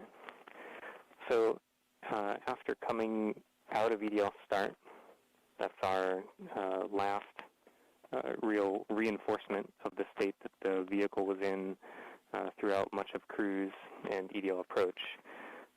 And it's our precursor to making many more radical changes to the state of the vehicle. Matt Wallace said it well the other day. EDL is kind of like a controlled disassembly of the vehicle. As we go through, we need to get rid of the things we don't need anymore and get ready to put our wheels on the ground. So one of the final things that we're doing here is ensuring that our ACS knowledge is top-notch. We depend on ACS to pass an estimate of the vehicle's attitude and rate of change to EDL, and that's our starting point for propagating down to the ground. When we come up in the EDL prep anchor is when we'll take the last state from ACS, and we'll be propagating from that point to the ground until we get more knowledge from the radar once we turn it on. I can give a high-level overview of some of the events that are going to transpire throughout EDL. Of course, commentary will be detailing this as we go through, and you'll hear a lot of members of the EDL team calling out specific events as they occur and indicators as we see them. But to give everyone an idea of what we're going to see, we will first start shortly here. We'll get news that the vehicle has separated the cruise stage since we no longer need that. We need to prepare for entry into the atmosphere. After that, we will indeed start the entry process. At this point, we're depending on the heat shield to both protect the spacecraft and help slow us down. We'll be gathering data from our Medley sensors, and we'll be decelerating rapidly at that point. As we make our way through the atmosphere, we'll be firing our DRCS thrusters that poke out the back of the back shell, and this will allow us to steer our trajectory as we make our way through the atmosphere. And this is one of the things that allowed MSL, the Curiosity rover, to land where it did. And we're depending on the same type of entry guidance this time around to help get It's us close to our 8:30. target. as we make our way through entry, finish our guided entry profile, we'll do a maneuver called heading alignment, where we point toward the target and get ready to deploy the parachute. But before we deploy the parachute, we need to get rid of a set of balance masses that have been giving us a center of gravity, or CG offset, throughout the guided entry phase. So these are called the entry balance masses. We also call this maneuver SUFR, S-U-F-R, or straighten up and fly right. So we'll go ahead and eject those masses when we get a trigger from the GNC system telling us that we're at the appropriate range to the target to do so. As soon as we deploy those, we will no longer have a CG offset, and we'll be ready to deploy the parachute 17 seconds later.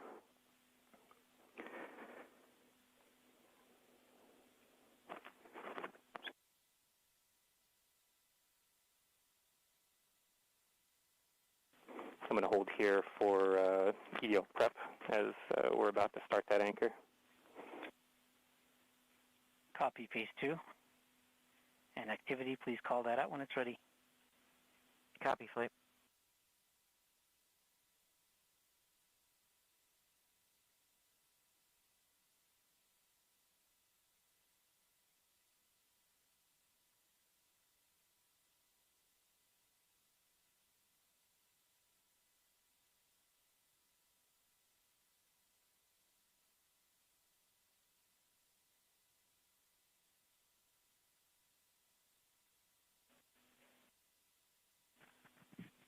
All stations at this point, let's limit our traffic on the net to critical issues only.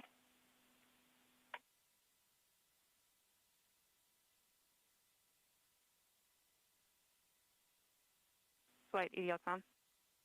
Go EDLCOM. As per step 205 in the OCP, we can confirm that MRO has started their first flu.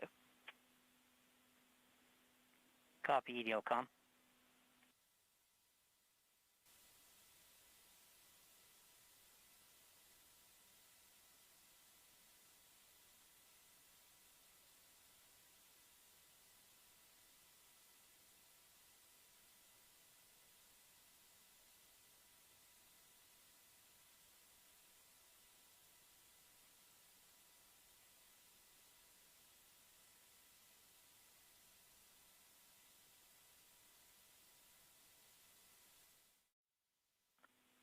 The EDL prep anchor has begun. We have stopped our AMAN, started the raw DP for EDL, idled the nav filter and IVP, and we are now propagating via the DIMU. We've powered on our UHF, but it's not yet transmitting, and the anchor has complete. We expect our next anchor to start in 2 minutes.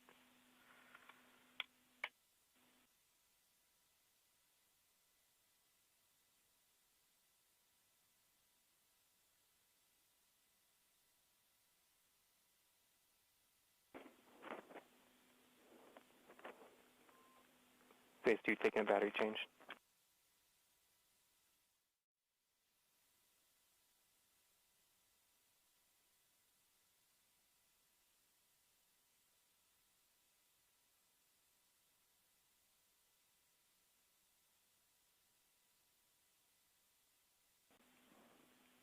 Phase 2 back on that.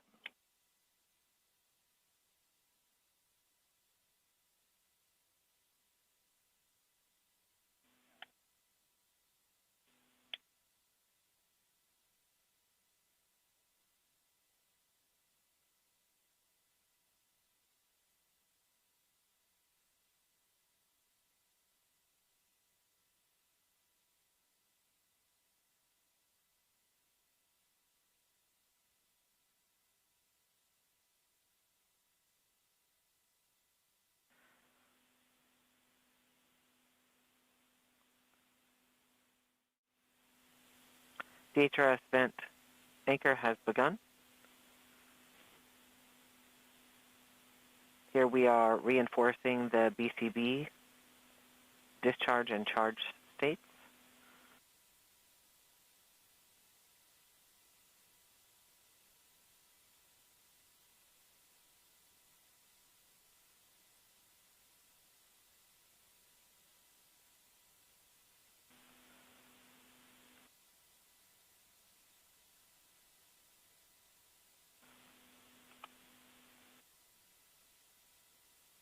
We are powering on the pyro firing cards.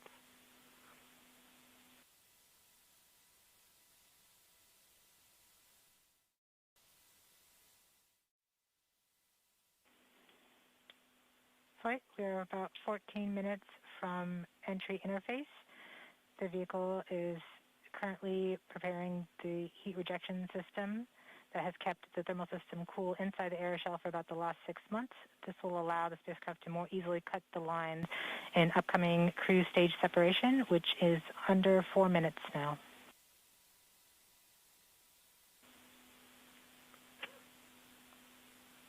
We have now enabled the Rover Pyro bus.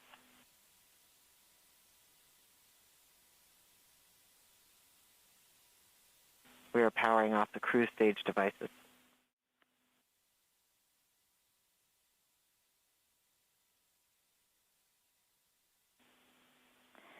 The vehicle is preparing for the upcoming cruise stage separation in about 3 minutes, 15 seconds by powering off all the devices on the cruise stage in order that they can be safe once the cruise stage is jettisoned.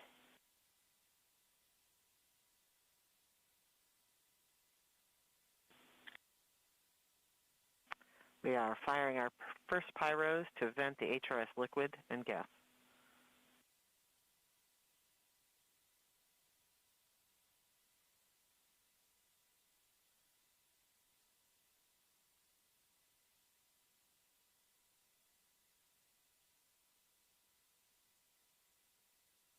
The HRS vent anchor is complete. We will see the next anchor in approximately 3 minutes. We are currently 12.5 minutes from entry interface. We are coming upon cruise stage separation in 2 minutes and 20 seconds.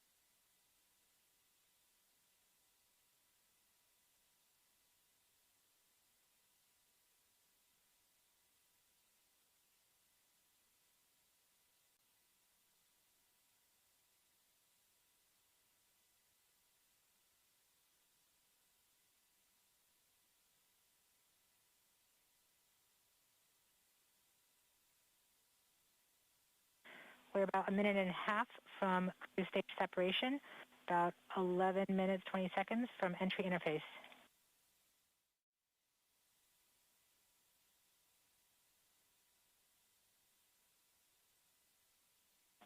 We are switching to the MFSK tones.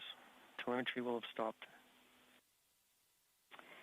Telecom is confirming that the spacecraft has switched to broadcasting tones. These tones are received directly from Perseverance, but have very limited information content. We won't receive real-time information until about 9-10 minutes from now, once the Mars Reconnaissance Orbiter starts relaying information from Perseverance. We are under 1 minute from cruise stage separation, about 10.5 minutes from entry interface.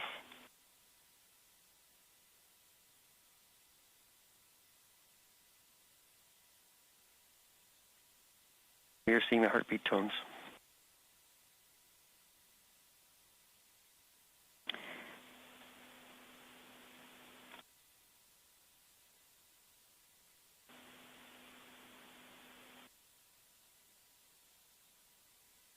We are continuing to receive tones from Perseverance, standing by for cruise stage separation.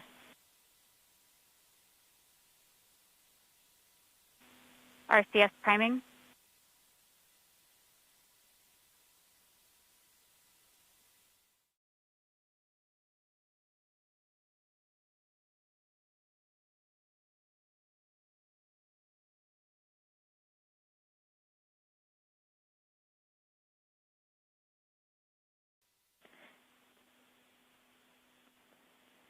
In about 1 minute, Perseverance's landing software will wake up and begin the final preparations for entry.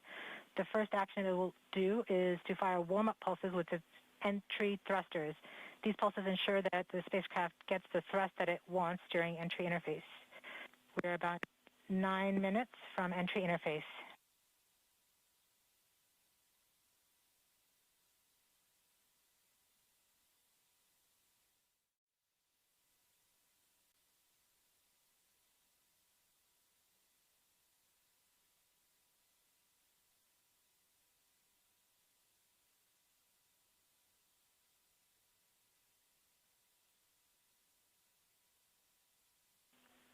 I have confirmation that we got shadowed by the cruise stage as it passed through our beam to the Earth. Telecom indicated actually that we could see a signal that the cruise stage went between the Perseverance entry capsule and Earth. So we saw a little blip, the data stream indicating cruise stage separation. We have confirmation that the vehicle has started warming up those entry thrusters. Warm-up pulses have begun. Spin down.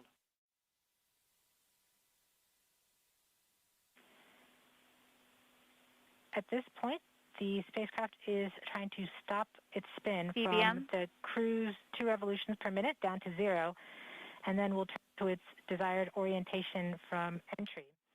It will separate the 2 balance masses that has kept it balanced during all of cruise.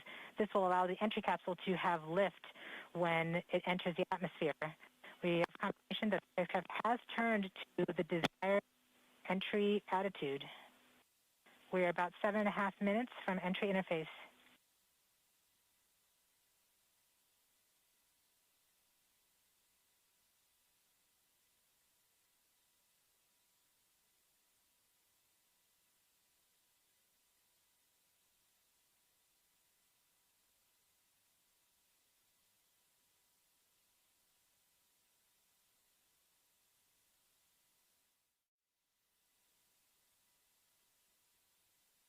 MRO reports carrier lock. The DTE from Radio Science from Green Bank reports carrier lock. You see the carrier on the downlink.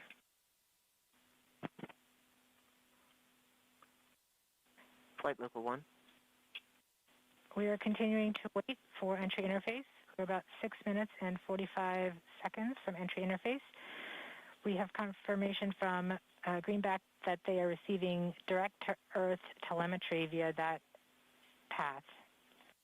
The spacecraft Perseverance is currently transmitting heartbeat tones. These tones indicate that Perseverance is operating normally and has nothing significant to report. This is as expected. We're currently just over 6 minutes from entry interface.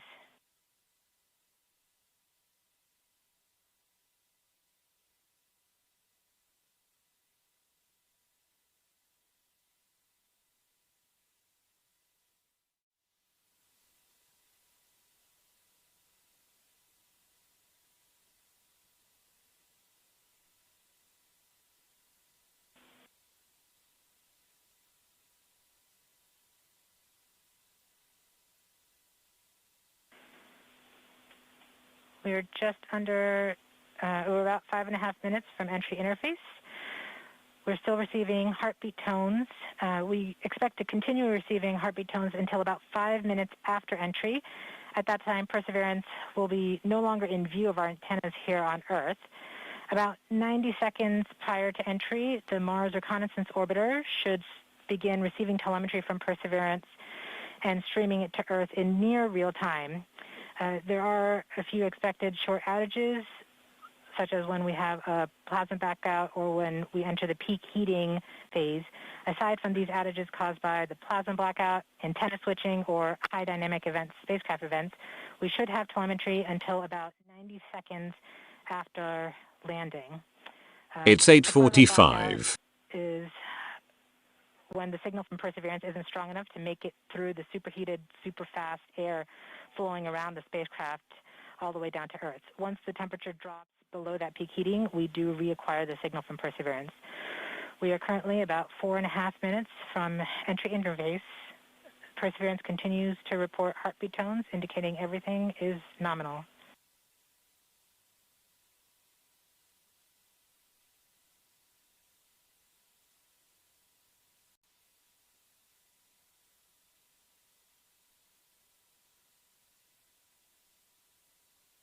MRO reports the electro radio is powered on, ready to receive signals from the lander.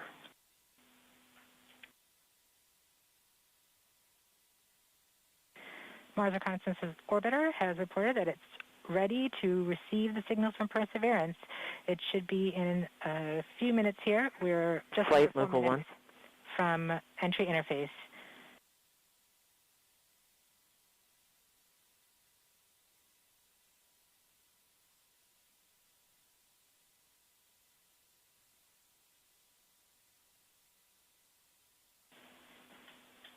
Around this time, a second spacecraft, MAVEN, should begin picking up telemetry from Perseverance and will continue to record that telemetry until several minutes post-landing. We won't get that data for several hours after landing as it's being recorded and then will be forwarded to Earth later. We are continuing to receive heartbeat tones, indicating that everything is nominal. We're currently at about 3 minutes until entry interface.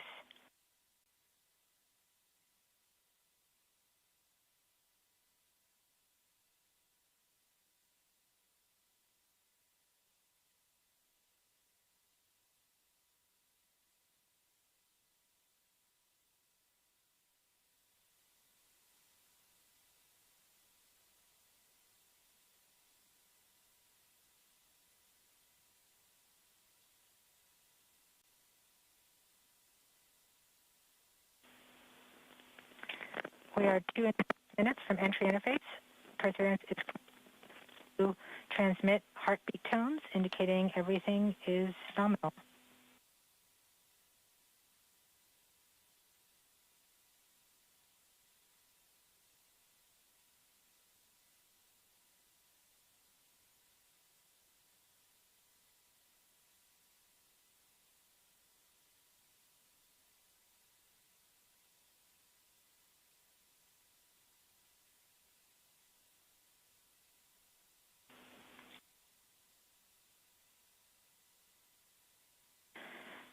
We're just under 2 minutes from entry interface.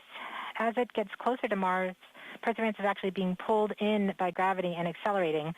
By the time Perseverance reaches entry interface point, she should be going just under 5.4 kilometers per second. We're at about 90 seconds from entry interface and standing by for Mars Reconnaissance Orbiter to pick up the telemetry.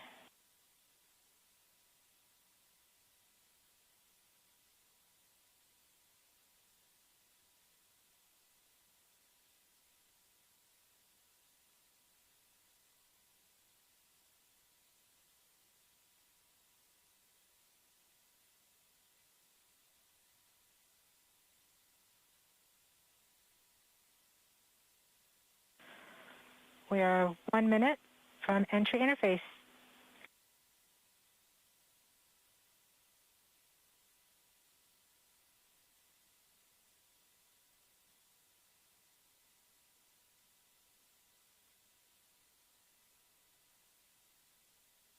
MRO is in receive mode. We have confirmation that the Mars Reconnaissance Orbiter is now relaying data from Perseverance. We're about 30 seconds from entry interface. Perseverance is going about 5.2 kilometers per second and is about 190 kilometers altitude above the surface of Mars. Confirm UHF data flow.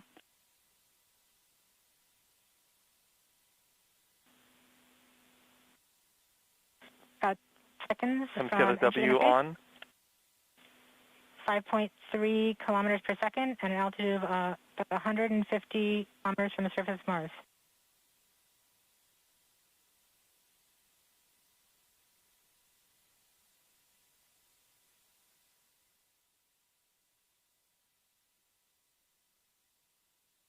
Entry.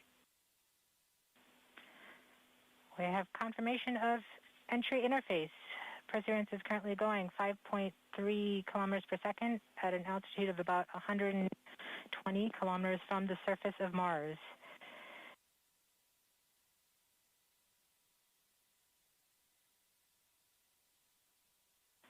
The spacecraft is now waiting until it begins feeling the atmosphere of Mars to slow it down. Once there is enough atmosphere, it will start controlling its path to the landing target. Doppler indicates entry into the atmosphere. Navigation is also confirming that we can see a little bit of that slowdown of the atmosphere on the Perseverance entry capsule. Our current velocity is about 5.36 kilometers per second and an altitude of about 67 kilometers from the surface. We are probably seeing MRO plasma blackout at this point. Bank 1 completed.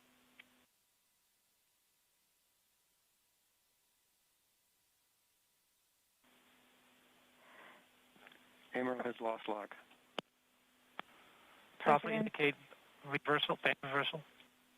We have indications that Perseverance is now performing bank reversals in the atmosphere. These are the steps in order to control its distance to the landing target. Perseverance has just passed through the point of maximum deceleration and has indicated that it felt approximately 10 Earth Gs of deceleration. MRO has lock again. Doppler indicate reversal. Bank 2 complete. We saw a small outage of the UHF telemetry from Mars Reconnaissance Orbiter during that peak heating phase, likely caused by the plasma blackout. Perseverance is still continuing to perform bank reversals in the atmosphere to control its distance to the landing target. Doppler indicate reversal. End of range control, range minus 1.9 kilometers, cross range minus 2.4 kilometers. Perseverance is going about 1 kilometers per second at an altitude of about 16 kilometers from the surface of Mars. We have entered heading alignment, which means Perseverance is no longer trying to control the distance to Mars, but to the target on Mars, but instead is flying straight to the target.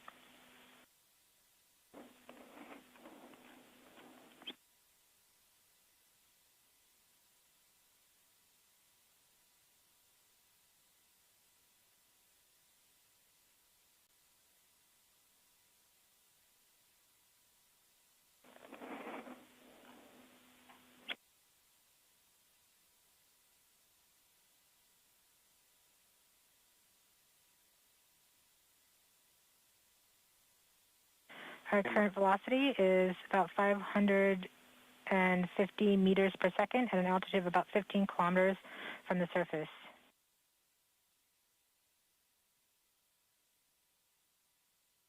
MRO is reporting good telemetry log. We are coming upon the start. We are starting the straighten up and fly right maneuver, UBMD jettison. where the spacecraft will jettison the entry balance masses in preparation for parachute deploy and to roll over to give the radar a better look at the ground. Doppler indicates chute deploy. The navigation has confirmed that the parachute has deployed and we are seeing significant deceleration in the velocity. Our current velocity is 440 meters per second at an altitude of about 12 kilometers from the surface of Mars.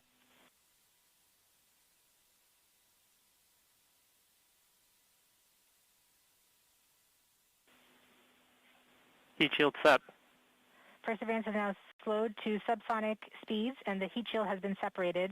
This allows both the radar and the cameras to get their first look at the surface. Current velocity is 145 meters per second at an altitude of about 9.5 kilometers above the surface.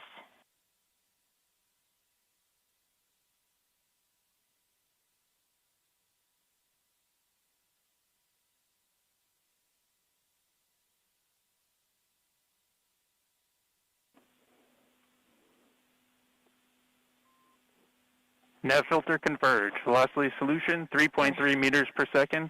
Altitude 7.4 kilometers. Now has radar lock on the ground. Current velocity is about 100 meters per second, 6.6 kilometers above the surface of Mars. Perseverance is continuing to descend on the parachute.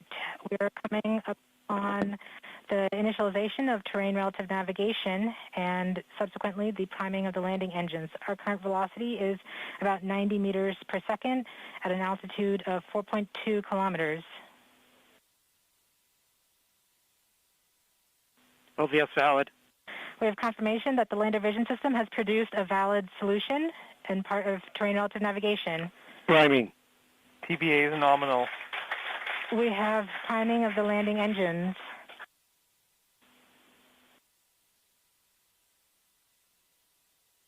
Back shell set. Velocity is 83 meters per second at about 2.6 kilometers from the surface of Mars.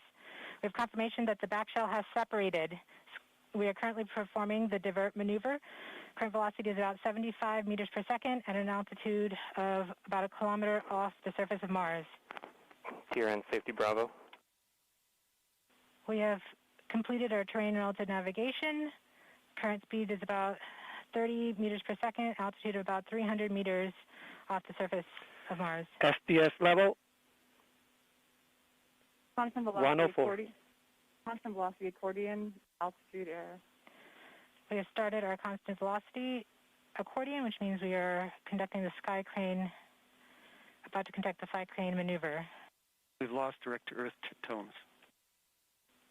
Throttle down. Sky crane maneuver has started.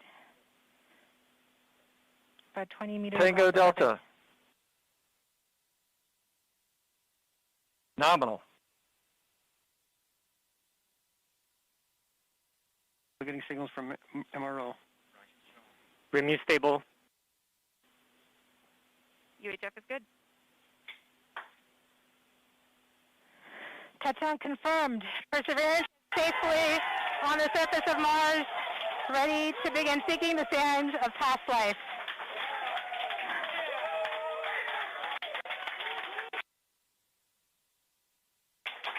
At this point, the descent stage has flown away to a safe distance. Perseverance is continuing to transmit direct through Mars Reconnaissance Orbiter to Earth.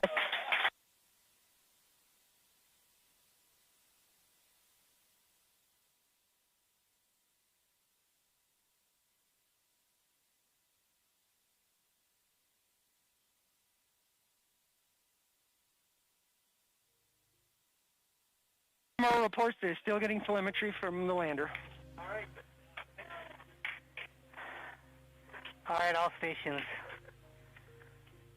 Touchdown confirmed. We're going to wait for the images.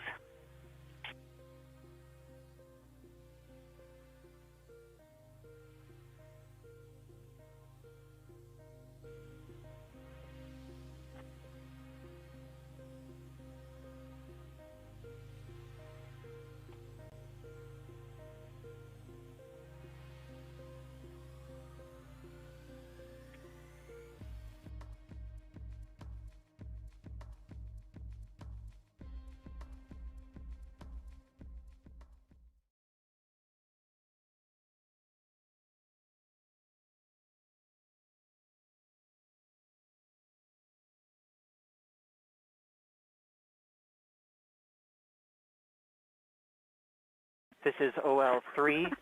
I am ready to share. OL3, you are go.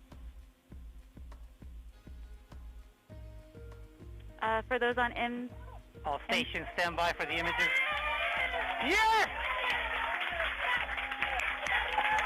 Woo!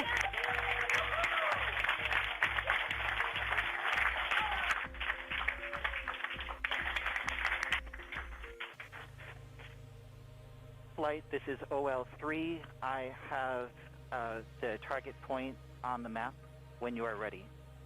We are ready, OL3. Go for it.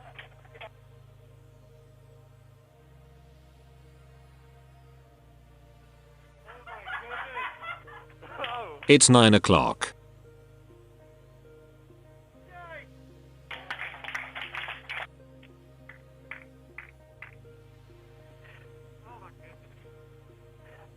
Flight, I'll be moving in, showing you the safe zone that we've landed in.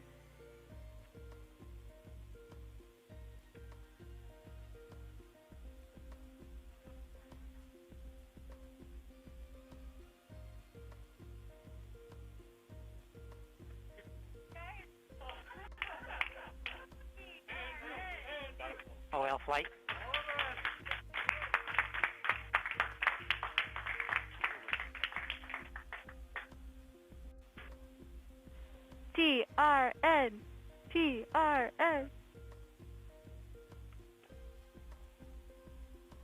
can we get the cliff image, OL?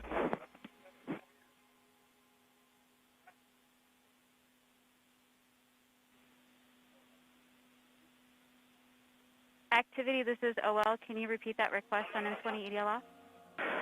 OL, can we get the other image? Should show the cliff. I'm sorry, say what image again? I'm not understanding. Flight OL3. OL3. You can see we've landed about 35 meters from the nearest rocks that we could identify from orbit by their shadows.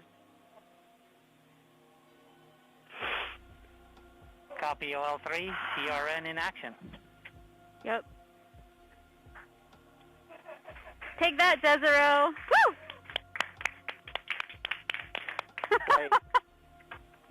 I remember this spot. It looks good.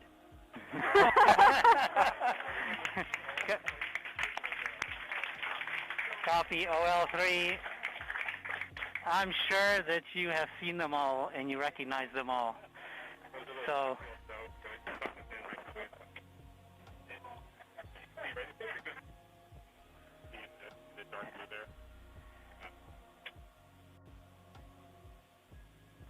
Reports Electra still in lock with the lander. Flight, we have seen the transition to surface. EDL is done. Woo! Woo-hoo! Transition to surface. All stations are... MRO.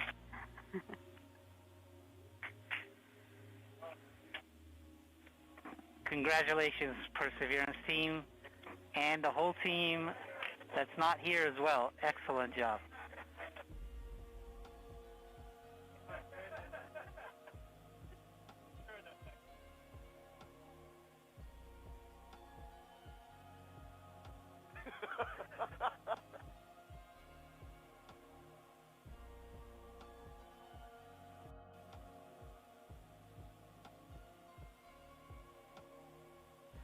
All stations on M20 EDL ops, we have transitioned to surface as reported downstairs. If you're part of that story to the surface team, make sure you're starting to work those inputs, please.